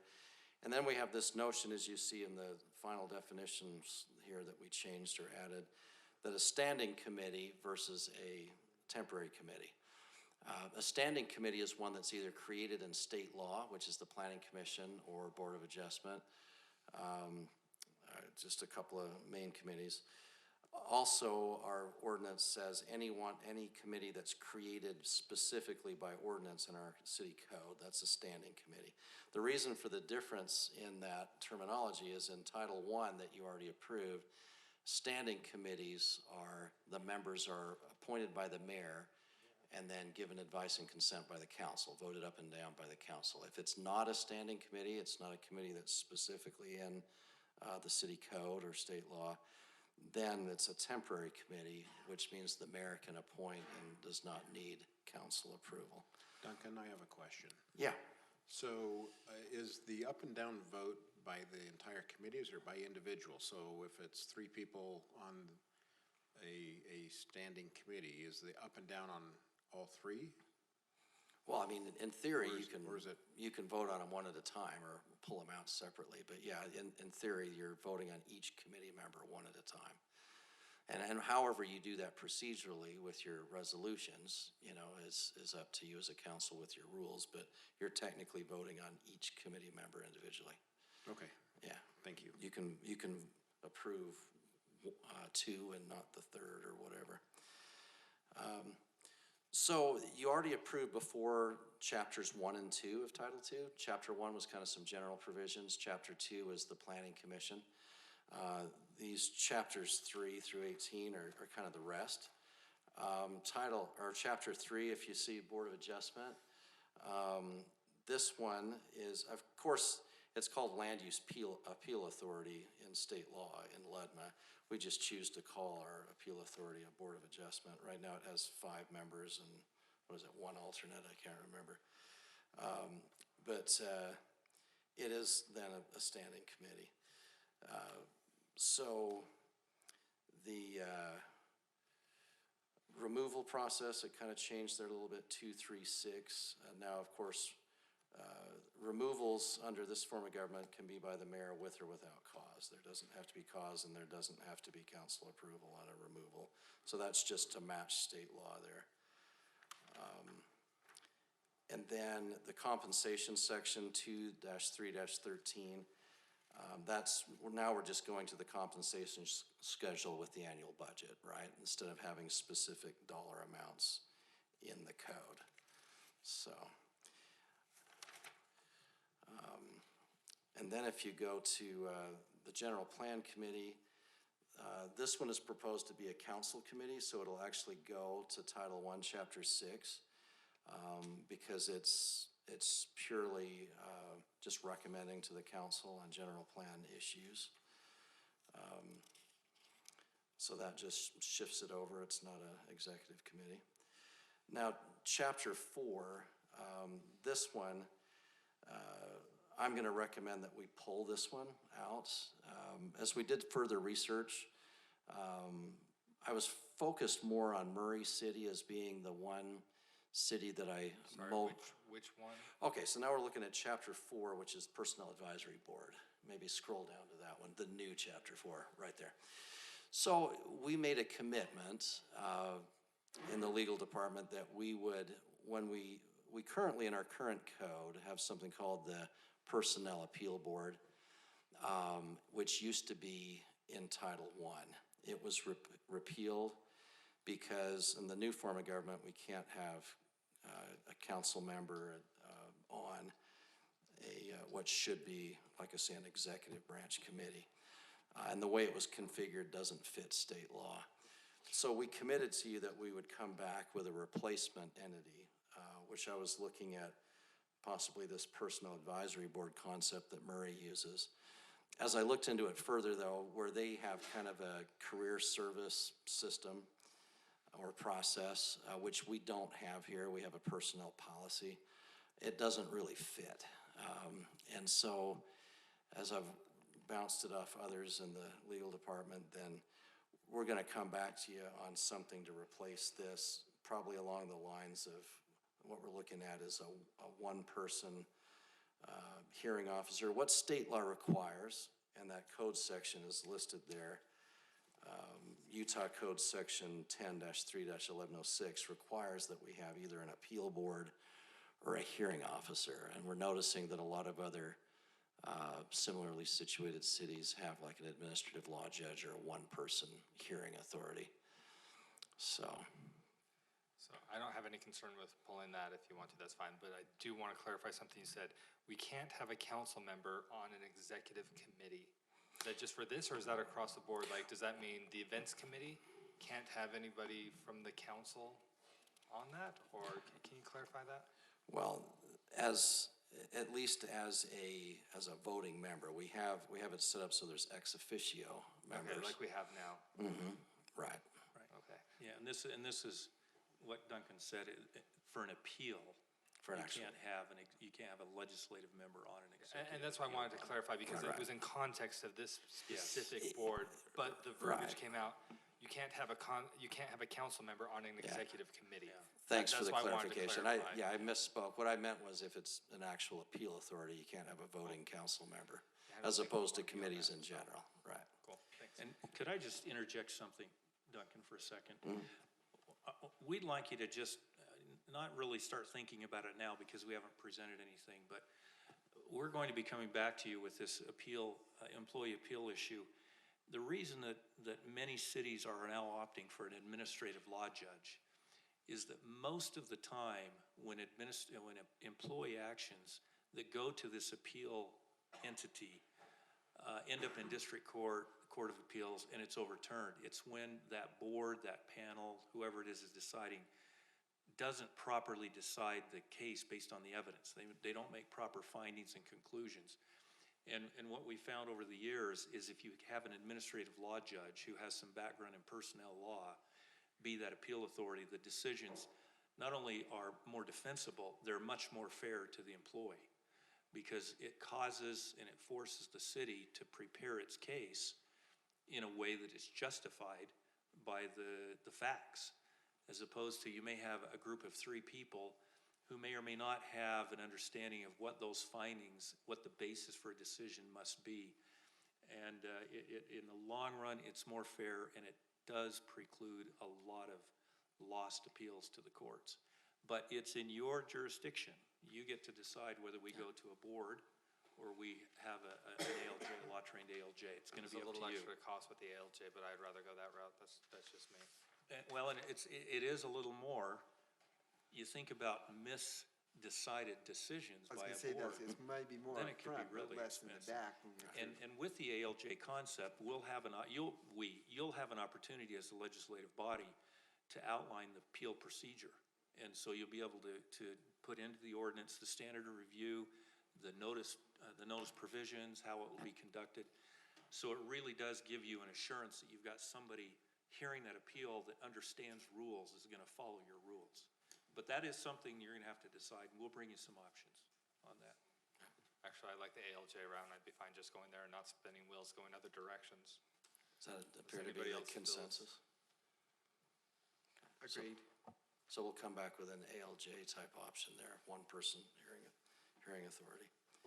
Okay, so the rest of these chapters are not appeal authorities, don't have that issue of not having council members on them and that kind of thing. These are just regular executive branch committees.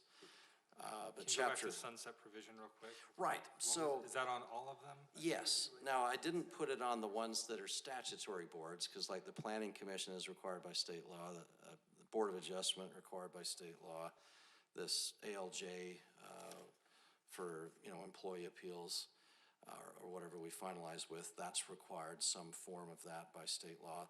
The rest of these committees are not required by state law.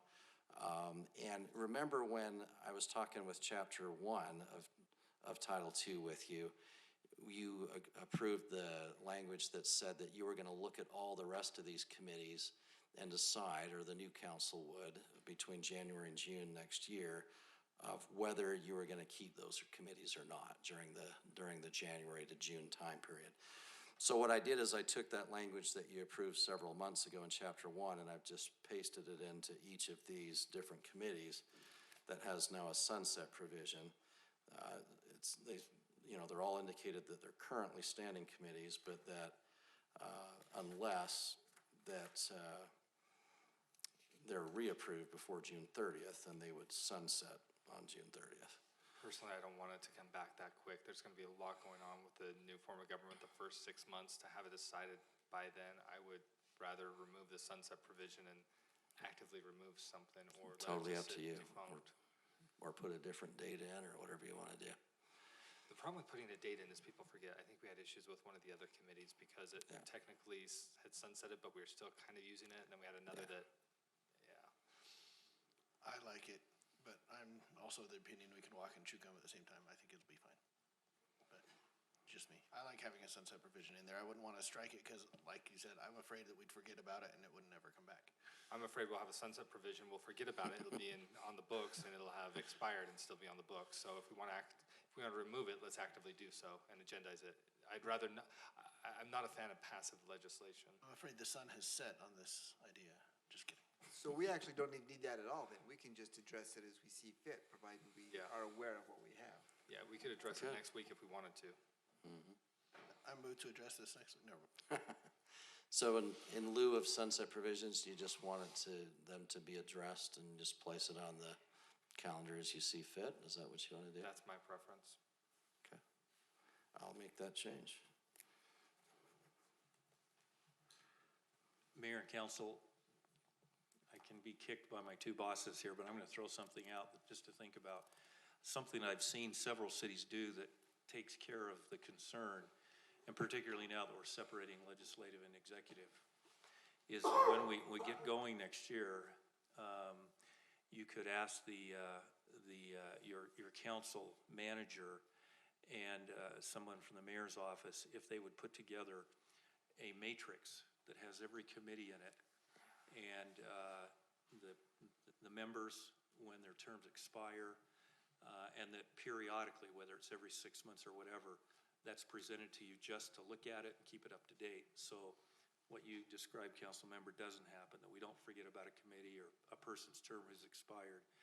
And it's particularly useful when we now have the separate two branches. Yeah, and I think And that's something. that's a tool that could be helpful, and you just make that a requirement that every 6 months you get to review it, or whatever. And I whatever think something period. like that is much better handled administratively than through The code. kind of like sleeper cell legislation that just sort of pops up and. All right, so I'll make those changes all the way through then, just remove those sunset provisions. Other than that, Sister City Committee, So as you go through, yeah, the Stampede Speaking of Committee, sunsets. some of the other ones, the main changes there was just that the mayor is appointing the members, and just trying to, So how does the mayor appoint the members? Is it just like proclamation of the mayor? I mean, here we've got the formality of we take a vote, signs off, there's a resolution saying that. Well- When it's just appointed by the mayor for some of these other committees. well, and I don't have it up here because you already approved chapter one, but remember, I don't know if you can remember back when you approved chapter one, but it had all those logistics in there, that the mayor would submit the names, with some information about qualifications and whatever, then it would come in the form of a resolution in front of you as a council, then you would vote it up or down. So all of those logistics that you worked out several months ago. So, So I thought on some of these committees that were the mayor's committees, I didn't think we had to give advice and consent for them to be appointed. I thought the mayor could just I'd like you to sort of go for it. I didn't think all of these had to come to the council like they're doing now. There were some where I thought the mayor could just say, you're gonna be on that, and that's why I'm wondering, does he just like, well, and remember, that's why you were thinking of, if some of these committees you didn't want to formalize in your code, and they're no longer in your code, those are the ones where the mayor could just appoint them. But the dividing line that you picked was, if they're in the code versus whether they're not in the code. And if you want to change that, you can, but, So it'd be like a temporary committee or an ad hoc committee, right, right? temporary or ad hoc if they're not specifically in the code. I was still thinking like sustainability or something like that. I didn't think the council had to approve those anymore. I thought it was just the mayor says, yep, go for it. We can't appoint, but we still. So, I mean, chapter 7 is a perfect example, the sister city committee, where maybe that's something you do want to pick up again, but to my knowledge, maybe it hasn't been used in 8 or 10 years. I don't know. Healthy West Jordan Committee, on the other hand, you're obviously actively using that one. So you've got Design Review Committee is another one that actively meets. They met earlier this week. Stylistically, you can see like in 2-10-3 that where it said citizens, I changed it to residents of the city, a few points. Like I say, I'll change these sunset provisions through, I'll just take those out. Then when you get to chapter 13, which was your Fairway State Special Service Recreation District, that actually doesn't belong in the executive committee's title now. It's because you're acting as the board of that, just like you act as a municipal building authority or as an RDA board. You're acting as so I just moved that to Title I, Chapter 6 as an article there that's basically a council committee. It's you acting as that board. Now, under state law, you can set up in lieu of yourselves acting, you can set up a separate administrative control board, but right now you're acting as the board. Yeah, So, again, just speaking for me, I'd rather not, because especially when it comes to things like those economic incentives and things that are tied to some of those groups, I'd rather the city council retain that. yeah. But what I did notice is that in this, what now would be 1-6B-2, powers of a board, if there was a separate administrative control board, which there isn't, then it could be given certain authority. But when I rechecked state law, a number of these provisions you cannot delegate. You cannot delegate elections, levy assessments, Board of Equalization. And so I struck those just to comply with state law, those right there, D through I. You can do them, you just can't delegate them to an administrative control board, which is irrelevant now, but I wanted to make sure if and when you ever did that we couldn't delegate something that state law says we can't, so. And then chapter 14 isn't really a committee, it's just an acknowledgement under state law of charitable or educational entities and giving support to them. I mean, obviously, we've got to follow 10-8-2 of state code and through our budget process. Sorry, can you scroll up just for a second? There was one thing I was looking for. Where in there does it talk about waiver of fees? Oh, that's when we get to Title III, or not? No. Oh, is there somewhere in for- here that does too? Well, I'm wondering if this is where it is for like educational institutions in the past when we've been approached by, no, a local school district asking if we could waive impact fees. That's, we're gonna get, Okay, that's not this section then? yeah, it's gonna be in Title III where we get into the specifics of that.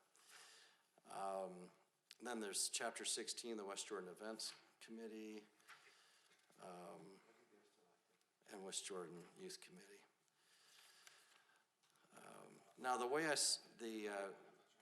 we talked about the youth committee before. One of the subparts of the youth committee is a youth council. A lot of cities, if they break out a separate youth council, you can have that as kind of a council committee.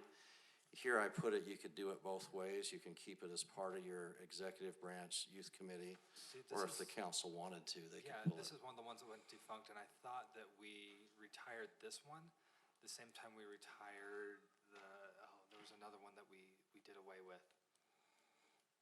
Yeah, I thought this was gone, it was when we moved the art, we had to legislatively move the youth theater from being under the youth committee and bring it under the arts committee umbrella. And at the time we did that, I swear we said this was gonna go away. This was probably 4 years ago. Yeah. I thought we'd already done away with this one. Yeah, it's still in your code, so, yeah. Does anybody wanna keep Is this this one? youth committee the same thing as like a youth council? Do I see Well, those? youth council is one of the subparts of the youth committee, yeah. So right, as it says now, your subcommittees in 2-17-4 is you can, part A is a youth council, part B is youth sports. So, you know, I would say this one we remove with the update. I don't know if I'd want to remove it. I'd like to see us have a youth council. I've seen them effective in other cities. It doesn't hurt to keep it in there if we're not using it. Yeah, I was gonna say, I'd put this in the same bucket as Sister City, and we can review this. review them in when we want January to review whenever, this. next Yeah. year. I'm near positive that we have a resolution 4 years ago saying this one's gone. That's okay. Tawny, talk, grab a mic. My department's actually in charge of Yeah. fees, and we would really like to keep this one. We would really like to have an active youth council. We've talked about it, and we're happy to run it and take on the responsibility for it. I don't care where it's housed, but we would like to keep this one, so if that matters. We've talked about it, and we've talked to the high schools already. I would suggest we go back and double check and see if there isn't already an ordinance that did away with this. I swear we Yeah, I'll did. double check it would've- in case it got, our codifier missed it or whatever. No, it Yeah. would've been strategic plan. It would have been in the same meeting where we had to make the changes to code so that we moved the youth theater over to be under the arts group. About what time frame was that, did you say? A while ago. Okay. I thought it was 3-4 years ago, but It would be no more than 6, Okay. somewhere between 3 and 6 years, would be my guess. I remember the discussion, but I can't remember if I was on the council. or I not. don't think I was. So I then- think it was then I just wouldn't have been before either. you and I were elected. But it was just before we were elected. Just yeah. before, yeah. 'Cause I so do remember the conversation. 2015, maybe, plus or minus 6 months, maybe a year. yeah, I think Clive Kilpack was still on the council at the time, Yeah. and he had been the one who was kind of That would have been helping prior to to hobble along. 2013 then. Well, I remember Councilman Haga talking about it, so it was at least. Okay, while he let's was move on. Okay.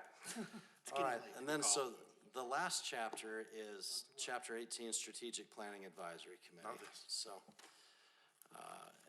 and like I say, I have the option there where if you want to have the youth council be a part of basically the legislative branch, you've got that option there too, so. So is there anything else on committees other than what we've talked about so far on Title II? Okay. So then Title III is your financial title, and if you remember, Chapter 2, you looked at a couple months ago, which was the risk management and claims management. and you completely did a substantive change of that whole chapter. Here, we're looking at the rest of the chapters other than chapter 1, which is procurement, which Joe and/or Denise will give a presentation on here after mine. But these are all the rest of the chapters of the financial title. Chapter 3 is the first one that we can look at, and it's just dealing with user fees. And basically just annual review of fees. And so instead of city manager, there's in 3-3-4, now it's the mayor who has the duty to provide different information to the council. There's no variation procedure now that there's like a separation of Can you scroll down authority. just a little bit to the required annual review of fees section? What's that? Sorry, I was just waiting until you're distracted. Can you scroll down just a little bit to review the required annual fees? Oh. Sorry, up just a little bit. It was the annual review of fees section. I wanted to look at that first paragraph A. Just up. Right there, stop. Okay, that one. Okay. So basically, the mayor and city administrator, finance director, the key executive branch officials would bring to you information at least once a year, because ultimately you as a council are in charge of all fees. You have a consolidated fee schedule, and you're in charge of it. Yeah, so the thing that sticks out to me is it says that the purpose of the review is to recover the listed percentage of reasonable cost necessary to provide whatever's listed. So I think we've looked at these in the past, but I only recall once or twice having a study saying this is the actual effort that it costs to perform it. I think we had that with the business license, a study that Councilmember Anderson requested, where it came back and said this is what it actually costs to run that department, and here's how it should be split out. But so well, under state law in general, fees, for the most part, the general rule is you can only charge what you can show that where you're incurring the costs. We can't make a profit, so to speak, off of fees. And so I think that's the intent of the language there. no, I like it. I'm just suggesting that maybe we need to look at a modification to that. I mean, you've overhauled everything else. Why not this one too? Right. All right, Yeah, sorry, bit by bit going through the consolidated It's a fee tangent. schedules. It's not a yeah. change to code, but it's something that jumped out at me, so I wanted to hit on it and just throw it out there. So, sorry. It is very typical for cities to get those fees reevaluated at least every 5 to 7 years. And it will be something that we're 8 looking years I've been here, I think we've done it twice and only on 2 very specific sections. Well, impact fees have happened a couple times, but anyway, we can go on. Okay.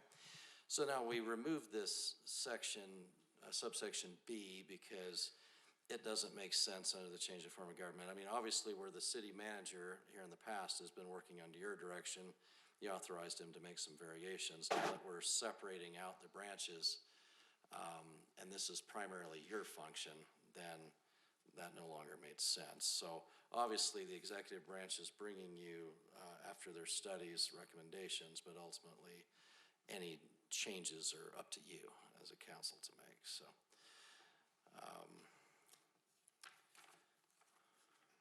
And of course, anybody can appeal a fee to you, which is 3-3-7. Same as with land use fees, it could be Sorry, can we go back to that appeal for the fees? Okay, 3-3-7. Yeah.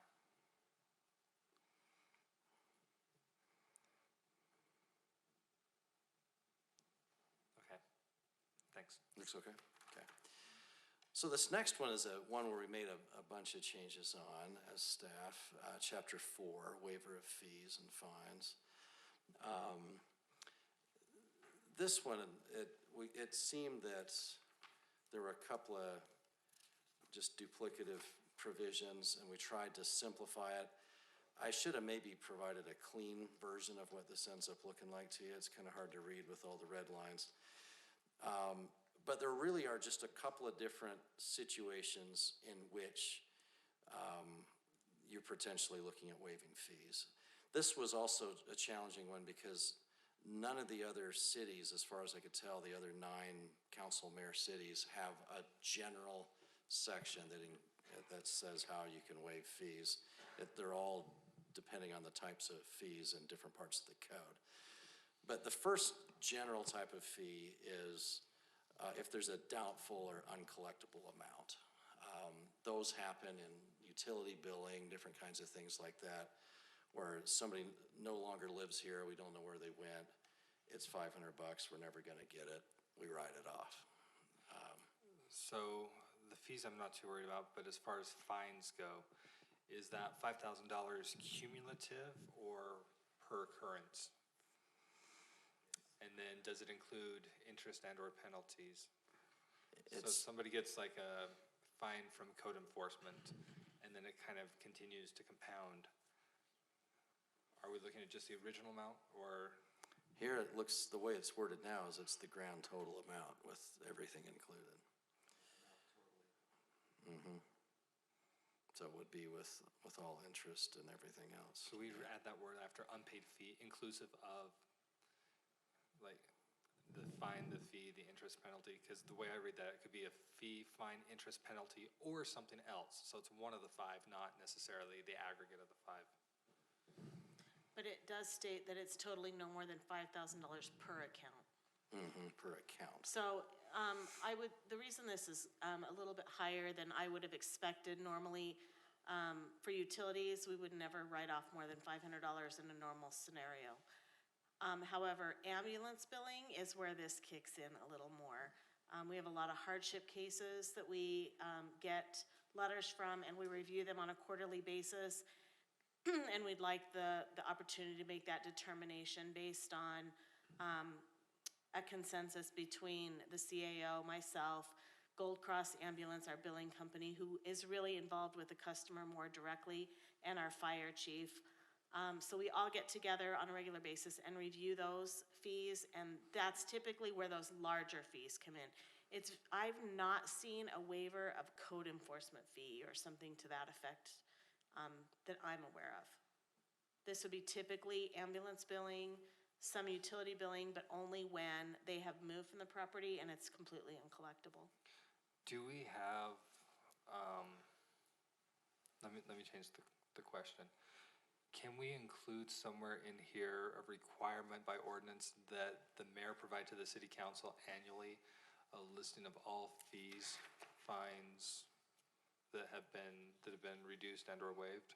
Yeah, it actually says that, if I remember correctly, here in 3-4- what now would be 2, reports to city council. The mayor or his or her designee shall report to the city council annually in connection with the budget presentation concerning amounts waived and forgiven and so forth. So yeah, that's currently in our code and would continue to be in there. Just the duty changes from the city manager to the mayor reporting to the council. The way that reads to me, that can be like just a line item on the budget saying total amount waived or allowance for doubtful accounts.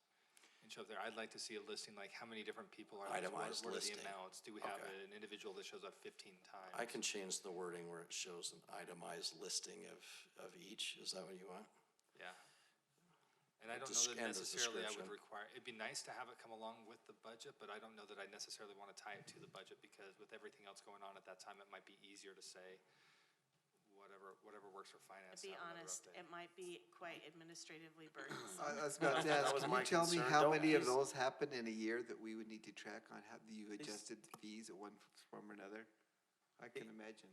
I am concerned about the administrative burden of that. I believe we should report. It's fine for the mayor to report, but in the ordinance, don't make it too tight because That's fine. I just want an idea. I mean, are we waiving, I just want an idea of what's going on. I feel like I don't know anything with this one right now. I think it would be good to have maybe an aggregate number, but not maybe I don't know, I'm just kind of thinking from an administrative burden. We waived $25,000 in fees or $26,750. And if there was something that was a big part of it that we probably ought to be aware of, then we can highlight that one. But I don't know that it needs to be you know, and maybe it's 200, I don't know. I'm fine with just saying that there's a report of some sort, but I want to be able to get it. I don't want just an aggregate number because you may have 200 fines that have been waived that are all $10 each. I'm also curious, like, there's a lot of questions I have with this one. I feel like we haven't really had any visibility into it before, so I'm just curious what's going on. So maybe we don't necessarily need to add something to code, but I'd like to know what's happening with those fines and forfeitures. I'm also flashing back to a prior mayor where folks would come and try and convince the mayor to waive different fees and put pressure on staff to just let things be forgiven. And I want the council to have some sort of insight to, okay, how is that being done? That's kind of what I'm getting at. I just want to know what's going on. So however best to have that happen, if not in code, that's. Yeah, I'm looking forward to, again, improved communication between the branches of government and the new form of government, so. Communication and planning? I am looking forward to speaking more clearly on behalf of all concerned. So you're not necessarily looking at a code change, but more of just having detail and understanding of the types of fees being waived and. Yeah, I mean, if we're saying the new section of code, we're saying that amounts can be waived up to a certain amount. I just like the council to be aware of what's being waived. Okay. We can always ask more questions when it comes up. I just want to make sure that we're aware. Okay. Before, are we done on this section? Well, I was just gonna, if I could just briefly go through these real quick. The other ones. Before we move on, though, I have a question about A and B. Okay, that's what I was gonna talk about, was B next, yeah. Okay, so on A, third line from the bottom. Okay. Says, may not be waived without city council approval.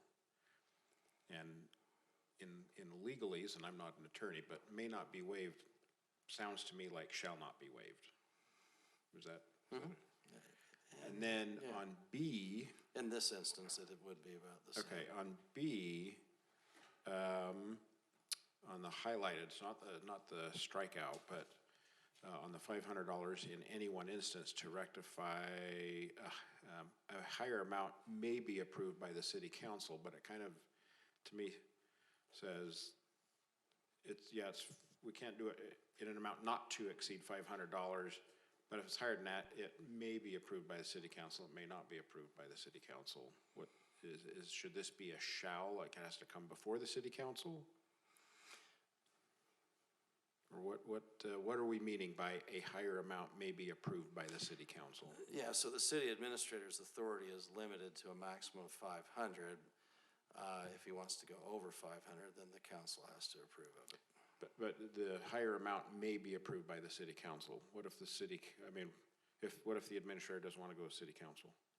What if we just changed it to say a higher amount shall be subject to city council approval? Yeah. I think that's fine. Doesn't that say the same exact thing with more words? Just checking. I'm trying to understand. What if we said a greater amount that is not higher than, never mind. Well, a higher amount may be approved by the city council. That infers that I don't have to go to city council, right? Yeah, the shall does sound good that way because then it's mandatory. The amount not to exceed $500 can be done by the city, whoever. A higher amount may be approved by the city council, may not be approved by the city council. Yeah. Is that what we're saying? Yeah, so if somebody's requesting more than $500, then it has to come to the city council. Okay. Can you explain the use case for B? Like, as I read this, it says if an employee makes a mistake, we can correct it, but only up to $500. So anything above $500, it's got to go to the city council. I'd probably defer to Denise on that for an example. Didn't we talk about I didn't like this one. Yeah, I don't. And the reason is, we bill utility accounts all the time in excess of not all the time, don't think that wrong. But monthly, there's bills that go out, there's one or two out of 25,000 that go out that are way a bad read on a meter, and it's gonna be in excess of $500. So I didn't like this section because of that. How can I not rectify the error without going to city council if I've got a $12,000 water bill go out?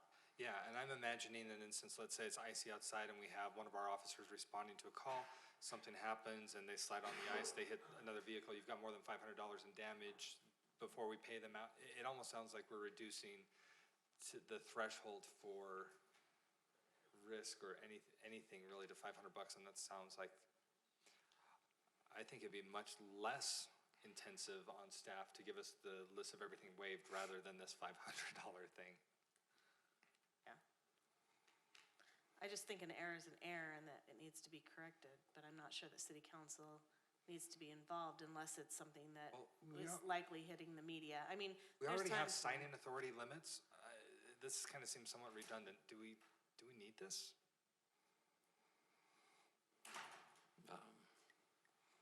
It's up to you. I mean, it's, the only reason we had it here is there was a similar provision in your current code, and we were just wondering if we want to keep it, how do we change it? I But- imagine that this section probably came about in a lack of trust between staff and a council member, or council members. And likely because maybe there were errors that the council should be knowing about specific problems in the system that they weren't aware of, and then Shouldn't that became come up with the audit? larger issues. And you end up addressing it in code when it really should have been more of a personnel situation. I think this one's kind of a pain in the butt. I'd be Do you want okay to just remove it removing Can altogether? we, or make a minor change where you just disclose to the council any errors rectified that are over $500 or disclose to the council? It's gonna be more of an administrative burden than I think that's Yeah. worth. I think we could, Just delete it. yeah. All right, so I'll just delete subsection B. And then subsection C is just the city council support of charitable entities. Again, we went through that just a moment ago. Title II, Chapter 14 mentions that. Also Utah Code Section 10-8-2 mentions it. But we don't have to call out a lot of specifics there because state code's pretty clear on what it is we have to do.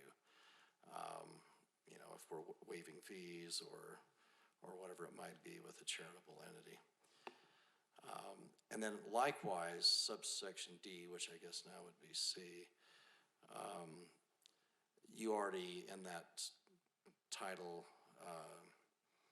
3, Chapter 2, specifically Section 3-2-2, you already set forth how that gets handled, and so I'm just citing that chapter. Were there and dollar section. amounts set in that chapter?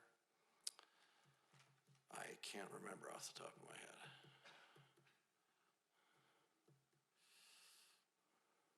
All I know is that it was fairly specific. No worries. And then rather than redo it, they just figured, let's just cite that existing section. And then, of course, the general notion in E, which would now be subsection D, of for value exchange agreements.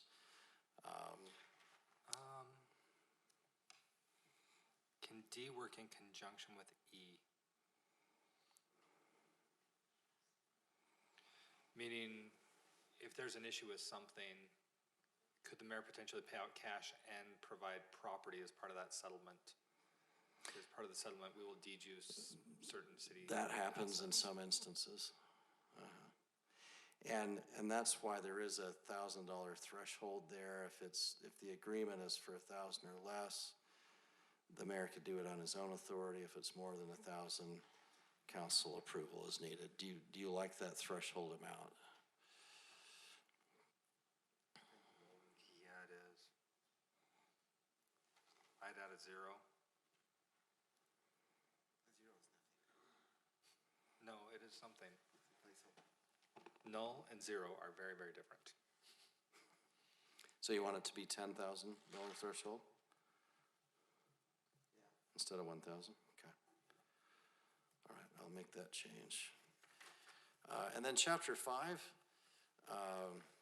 we took the whole chapter and we reduced it to one sentence, which says fees for the rental of city building facilities shall be determined by the city council in the consolidated fee schedule.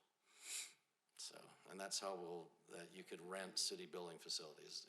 It just makes sense. You So much guys have that easier. in your fee schedule and Fee schedule, I think I mentioned before, I'd love to see a fine schedule as well. A fine schedule. I think the fee schedule is very fine. All of our schedules are fine. And then as you get to chapter 6, taxation, Not the proposed one that had every single Wednesday on it. on taxation, there's no need for a sales and use tax article anymore. It's all set forth in state law. And so we just eliminated that. Most of, These were my sections, so they're like super efficient, one sentence. I'm like, let's be done. yeah. And then some of the rest of these tax articles had provisions for needing contracts with the state tax commission. Those aren't needed.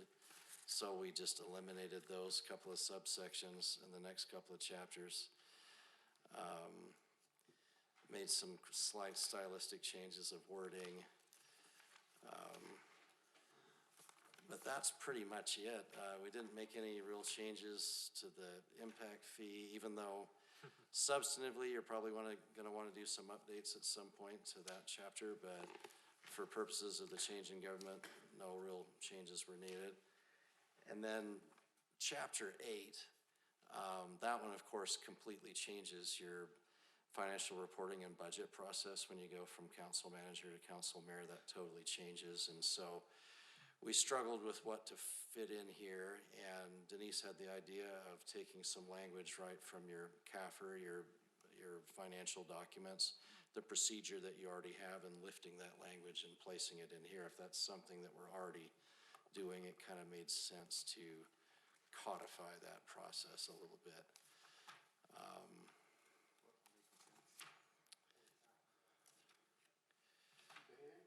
So, and obviously we She followed decided the, to toss the legislative garbage. Can I nominate and go with Denise? common sense. Can I nominate Denise to go through the rest of the code? and hack things out Start with a crossing knife. things out. Yeah, she did a good job. And of I'll course, second the nomination. other than that, for the budget process, we just followed the, the state law, Can I ask real in our quick on the process. budget for next year? So, I know Mayor Burton will have a say in it, so will we, but will it be similar to the same process where you guys will go through the same rigmarole and talk to all the heads and then present it to Dirk, or how does that work? It will be exactly the same as you've seen it previously or last year.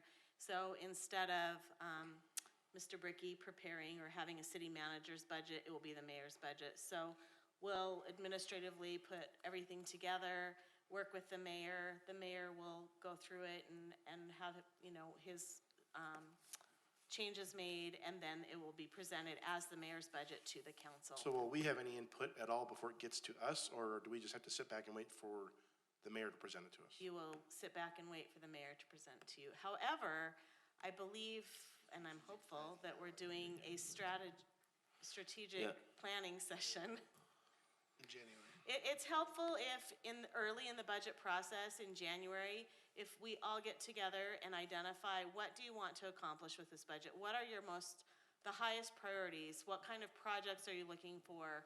And then the staff comes to you and says, here's how we've accomplished what your highest priorities were. And I'm looking forward to increased communication between the council and the mayor's office under the new form of government, in which case I think much of the council involvement that can happen, or at least input and reactions, will happen before a proposed budget's put together. You're taking my MO. Sorry, I didn't catch that. Could Alan repeat that? You're taking my MO about communication and planning. No, I meant, could you I second repeat that. everything that Zach said? No. I'm unrepeatable. Ándale pues. So I only have one last one-word change, and then I'm done. If you scroll ahead to Duncan, the. before you go on, I pause. just want to give you a heads up. I'm gonna be coming back to you with even further deletions of what we just went through, because most of the city budget process is not mandates of how we do things. It's a recitation of what's already in the state code. Yeah. And/or auditing procedures, and statutory drafting for codes you don't put this kind of stuff in there. And then some of it's already in state, it's just, we have to follow the timetables in the state law. And that's kind of one of the things So- I wanted to bring up real quick. Could you scroll up just a little bit? Yeah, Like end of because it chapter references 8, the right Uniform here. Fiscal Yes. Procedures Act, yeah. Like by June 8th, by June 30th, before July 22nd. I mean, are those dates straight from state code, or could they change? Some if of they them fall on are, a like weekend? June All of 30th. this is straight out of Pretty state much, code. It's yeah. all out of the. So if August 17th Yeah. falls on a Saturday, that still stays there? Yeah, state code says how you deal with it, yeah. Cool. If you wanted to be really, really follow Denise's lead and be really frugal, you could strike all of this. Well, no, I like, if these dates could change, then I would say no, but it is nice to have one place where we can go and say, here's the process, without having to click link, link, link. So where the budget process is of so much interest, I think this is probably the one place where it does make sense to copy and paste. But yeah, anything else, I'd say no. Yes, there has been differences of opinion as to what the exact dates are in the past, Yeah. at least recent past, so. So the very last one-word change, chapter 9, the last chapter is, since it's the city treasurer who can assess and collect a service fee. Before it was the city manager or whoever the city manager delegated to, but it's been the treasurer really, right, Denise, that's been doing that, so it kind of made sense to just pick the actual person that's been doing it. It's also not just that, it's outlined in the treasurer's duties in state okay. code. So, well, like roles and responsibilities, does the treasurer stand independent from the director of finance? I mean, if there's a difference of opinion, Yeah, because state code gives the treasurer that responsibility, right? So, that's aggravating. Crap. okay, so that's all I had. I'll bring those back in ordinance form for the next council meeting next week, so. Are we not doing the Title III, Chapter 1 procurement, or did we roll that into? I'm gonna earlier? turn that over to Denise. Oh, that's what you had, I get it, okay, not all there is. It's all I personally had. So this will be summed up in a Or actually sentence and a Joe, I lot of think, or yellow whoever stripes. Denise I have has 3 doing it. sentences. I love it. I we'll want to move on to just D. take a minute, if you don't mind, to introduce Joe to you. Some of you have met Joe and some of you haven't. Joe Bryant is our new purchasing manager. He's been here 6 months, I think. He worked for me when I worked in Draper for many years as my treasurer and purchasing manager. He ran both roles. Before Draper, he worked for Salt Lake County, which is where I stole him from. And when I left, he left Draper and went to Salt Lake City School District. Then he went to the University of Utah. His Salt Lake County director went to the University of Utah and recruited him. So Glendon and I at the University of Utah kind of fight over Joe, and we can see who gets him first, but I got him now. So anyway, so he comes to you with a lot of experience, school district experience, county experience, city experience, university experience. I mean, even so much as working with Kyle Whittingham and making him stay within procurement guidelines, which was a challenge. So, and I shouldn't say that on the record, but that's normal for football coaches and basketball coaches. However, he comes to you with a lot of experience, and so as he sat down and looked at the code and your administrative directives and there's the I'm part of that, all of those things that have been made up over the years to try and compensate for some issues that were going on, he said, we just need to wipe this out and start all over. So he's bringing to you a brand new procurement code, a code that is in compliance with the other cities that are in the same form of government, that's in compliance with the state, that's in compliance with best practices. And so you're gonna see a lot of changes, and we want your input and guidance, but I want you to know that I trust him fully in what he is presenting to you. So, Joe, if you wanna take the rest of this from here, I'll pull up your PowerPoint. I was gonna say, if that was all just gonna be one big introduction, we could have done this like at 7, and Joel could have gone home and had a nice dinner and. Well, don't say that now. I know, but unfortunately, it's not just, there's more to it than that. Joe, do you know Jeff Rudy at the U? Jeff Rudy, Director of Football Operations? Okay, I figured if you worked with Kyle. He's my friend and lives in my neighborhood, and he's a West Jordan resident. He's a really cool guy.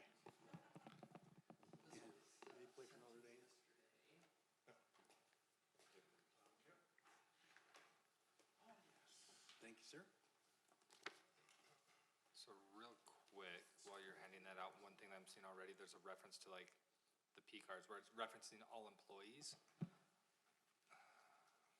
Does definition of employee include members of the city council in this section? I know there's another section where it does. I just want to make very, very clear that city council is also constrained by this policy too.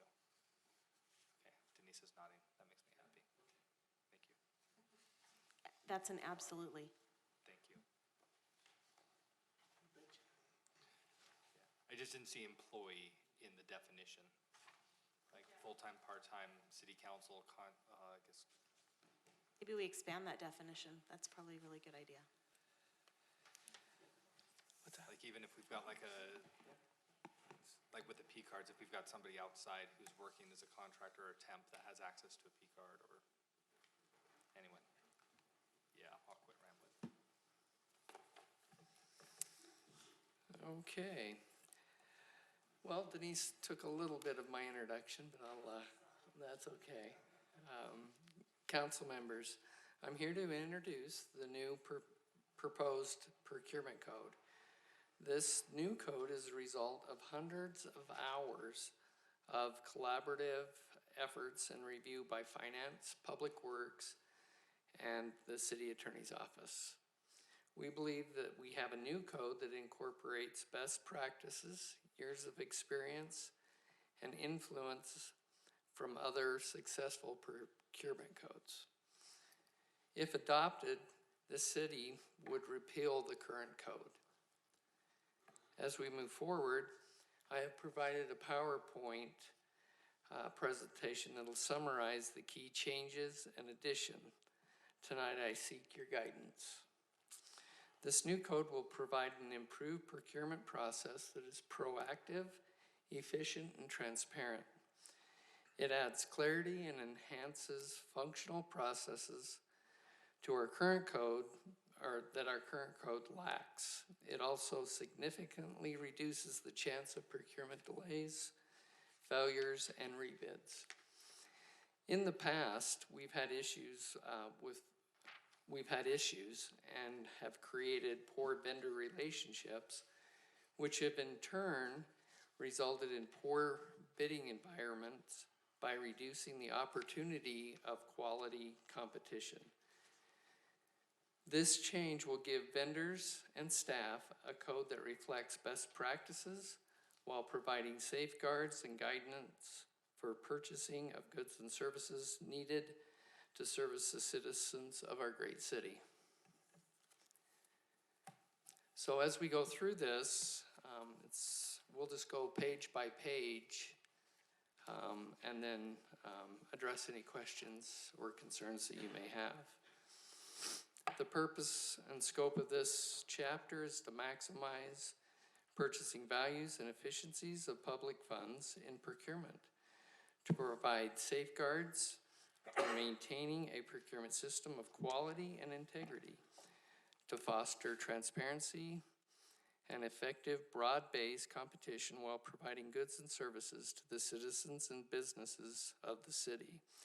It'll also provide a fair and equitable treatment of all persons who conduct public procurement and related business activities.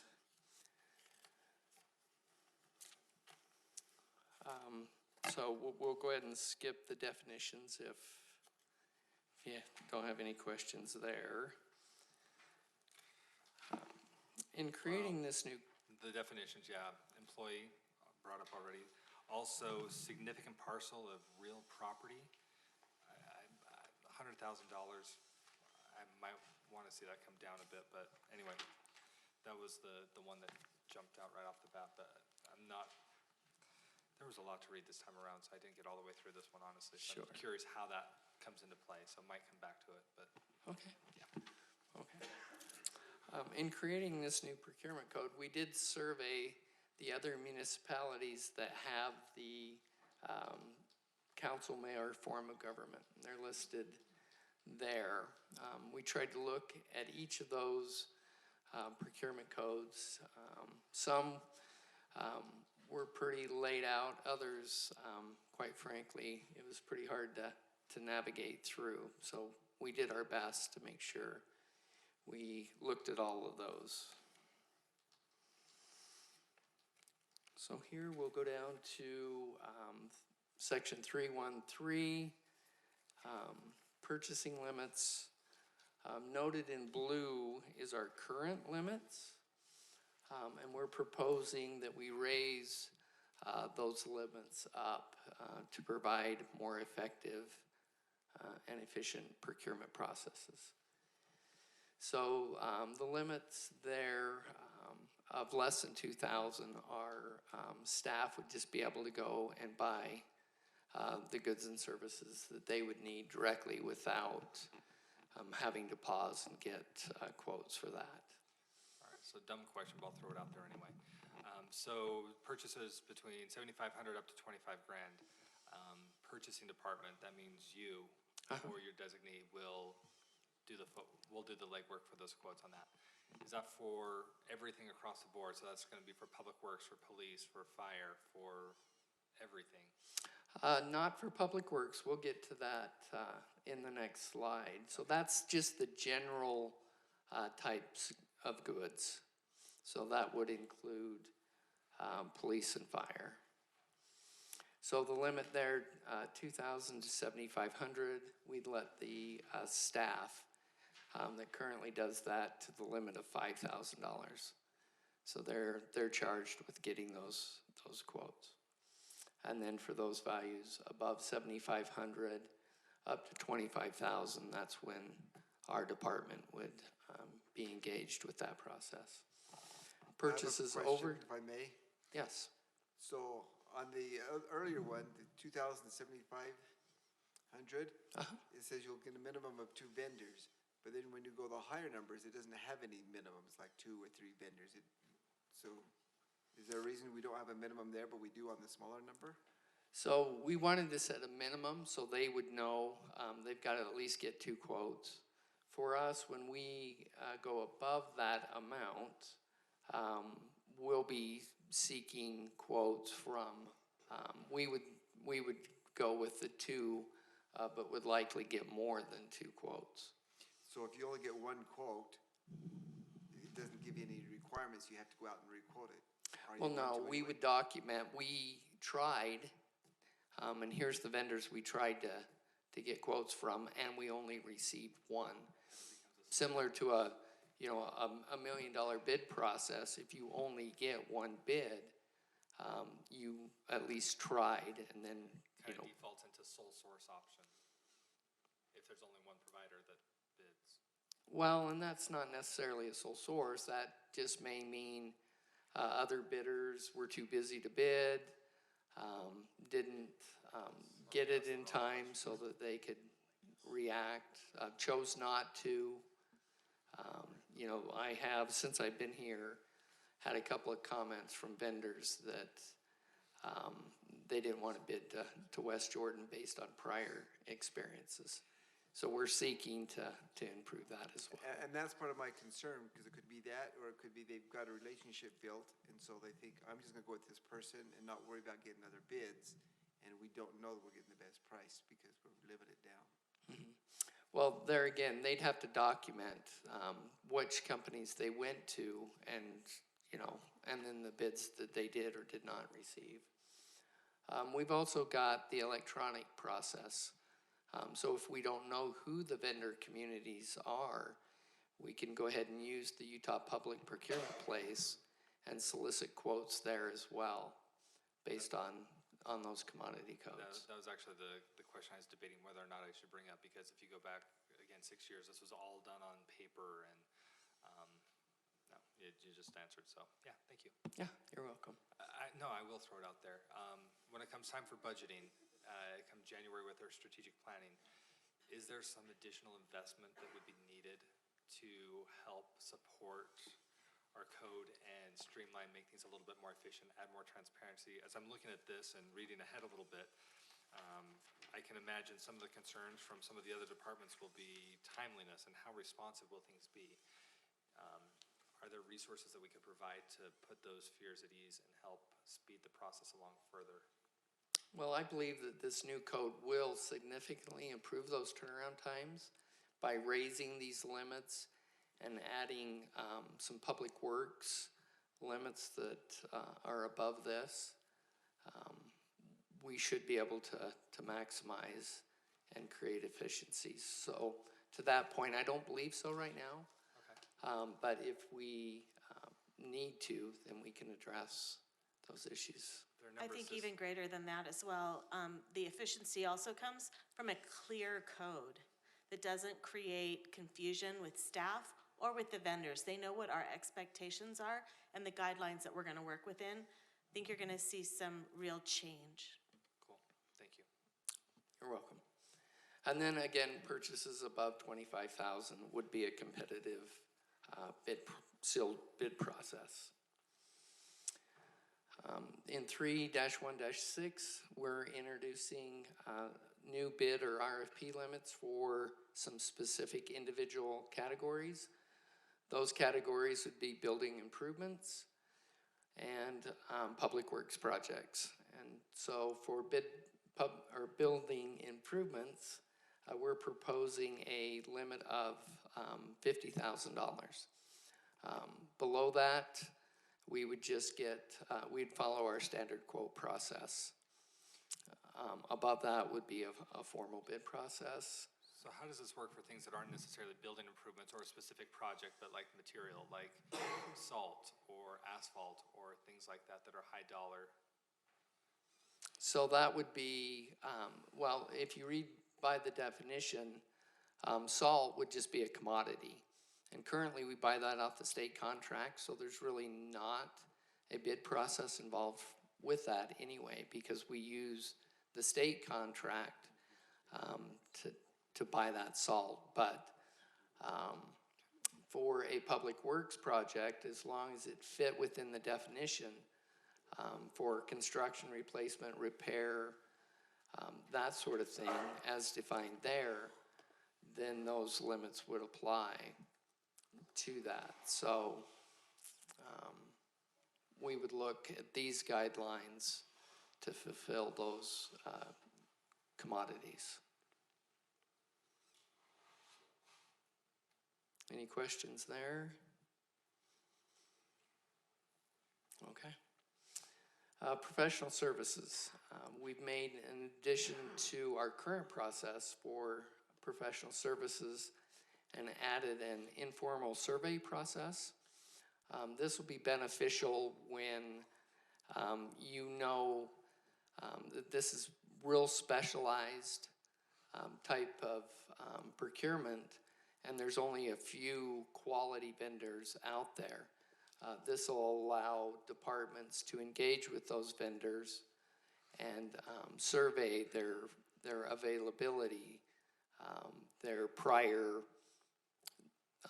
work experience in a specific category.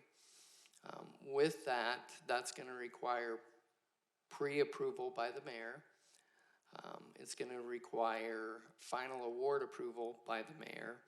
And for any procurements valued at $10,000 or greater, we'll provide written disclosure to the council of the award from that informal survey process. I'm sorry? Okay. And then in addition to that, we've added a couple additional tools to the RFP process. That's best and final offers. We've added some other functionalities to the statement of qualification process so that we can have an open-ended or a closed-ended vendor pool. A closed-ended would be for a specified time. An open-ended would allow us to set points where other vendors that are qualified could come in and be included in that pool. Can you elaborate a little bit more on the best and final offer? I read the really quick short definition where it basically says, after everything's been received, it's been reviewed, scored, an applicant or somebody making the proposal can come back and change it and say, well, actually I can do a little bit better, here you go. No, that would be on our request. So if we identified, so there's gonna be certain parameters to that. One, if all the proposals seem to be unclear, we could go back and clarify and make sure that those proposers was on the same page that we were. Or another step could be we take the top high scoring proposals and then ask for a best and final offer. We may say we're over budget, so we may reduce the scope for those vendors. And then just have those top respond. Yeah, Rather 'cause- than having to go out and redo the entire thing, we're able to go back and say, okay, here's a little clarification. And then they submit best and final as kind of clean. That's correct. Yeah, because if you've got a vendor that's got a score of 40 points versus another vendor that's got a score of 80, the 40-point vendor really isn't in consideration anymore. So we want the ability to go back to those higher scoring vendors and maybe reduce their cost by a reduction in scope, something along those lines.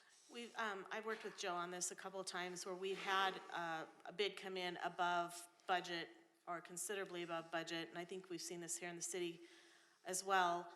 But because we had this in our code, we were able to go back and value engineer the project and then bring down the scope and say, all right, well, this is our budget, we've now value engineered it, give me your best and final offer. And we've been able to come in a lot less over budget or under budget if we value engineered it down enough. So it's definitely when you've already qualified them, you know who you're looking for, but you're way over what you really can afford. I like that. Thank you. You're welcome. And then the last part of that would be in the unlikely event that we had two high-scoring proposals that had the same score, we could go back and see if we could maybe change the scope or clarify to get those scores in line. Okay.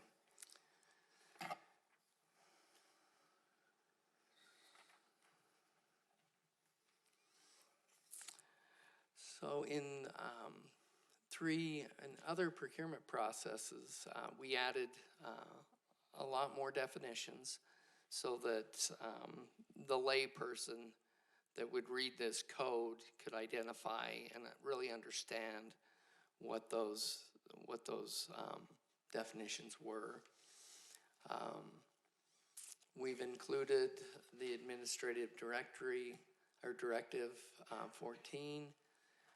We've revised the delegation authority for public works back to those limits that we discussed earlier on those higher building improvements and public works projects. We've also added the addition for an annual increase to those limits based on the CPI with a maximum percentage of 3%.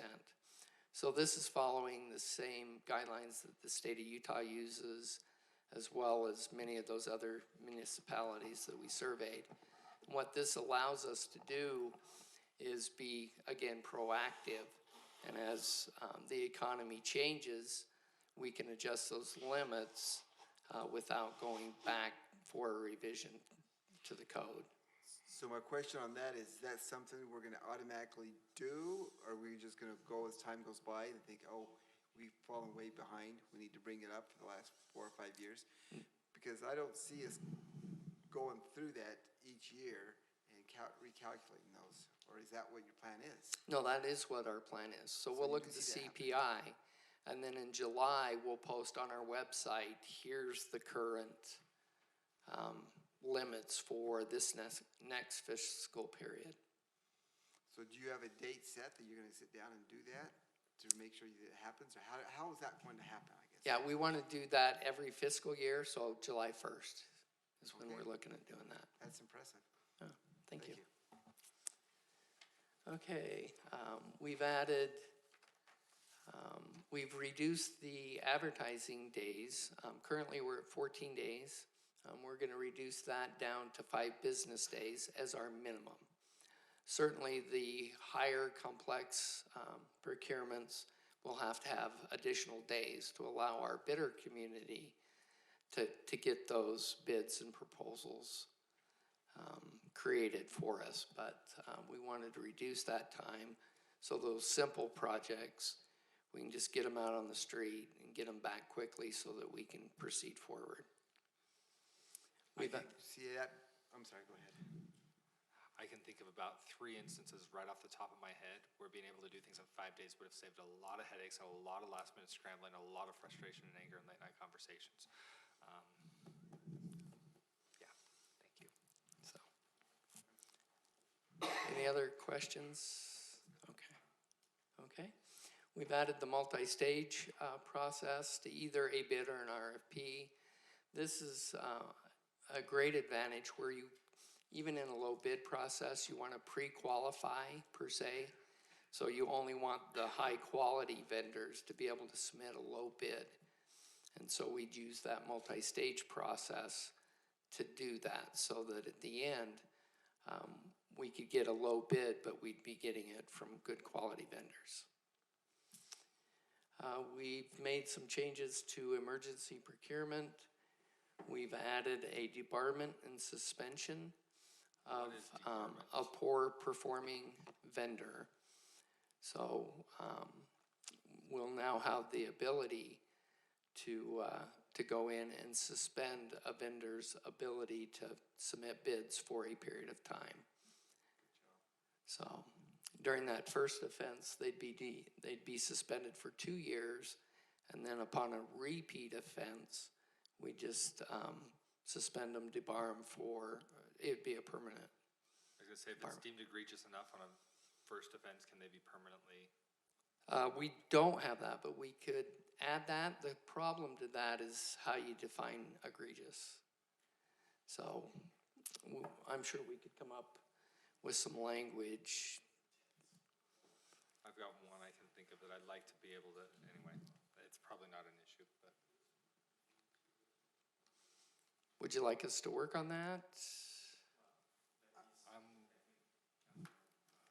I'll raise my concern with our attorney, and then he can tell you if it's an issue or if I'm worried about something that's not likely to recur.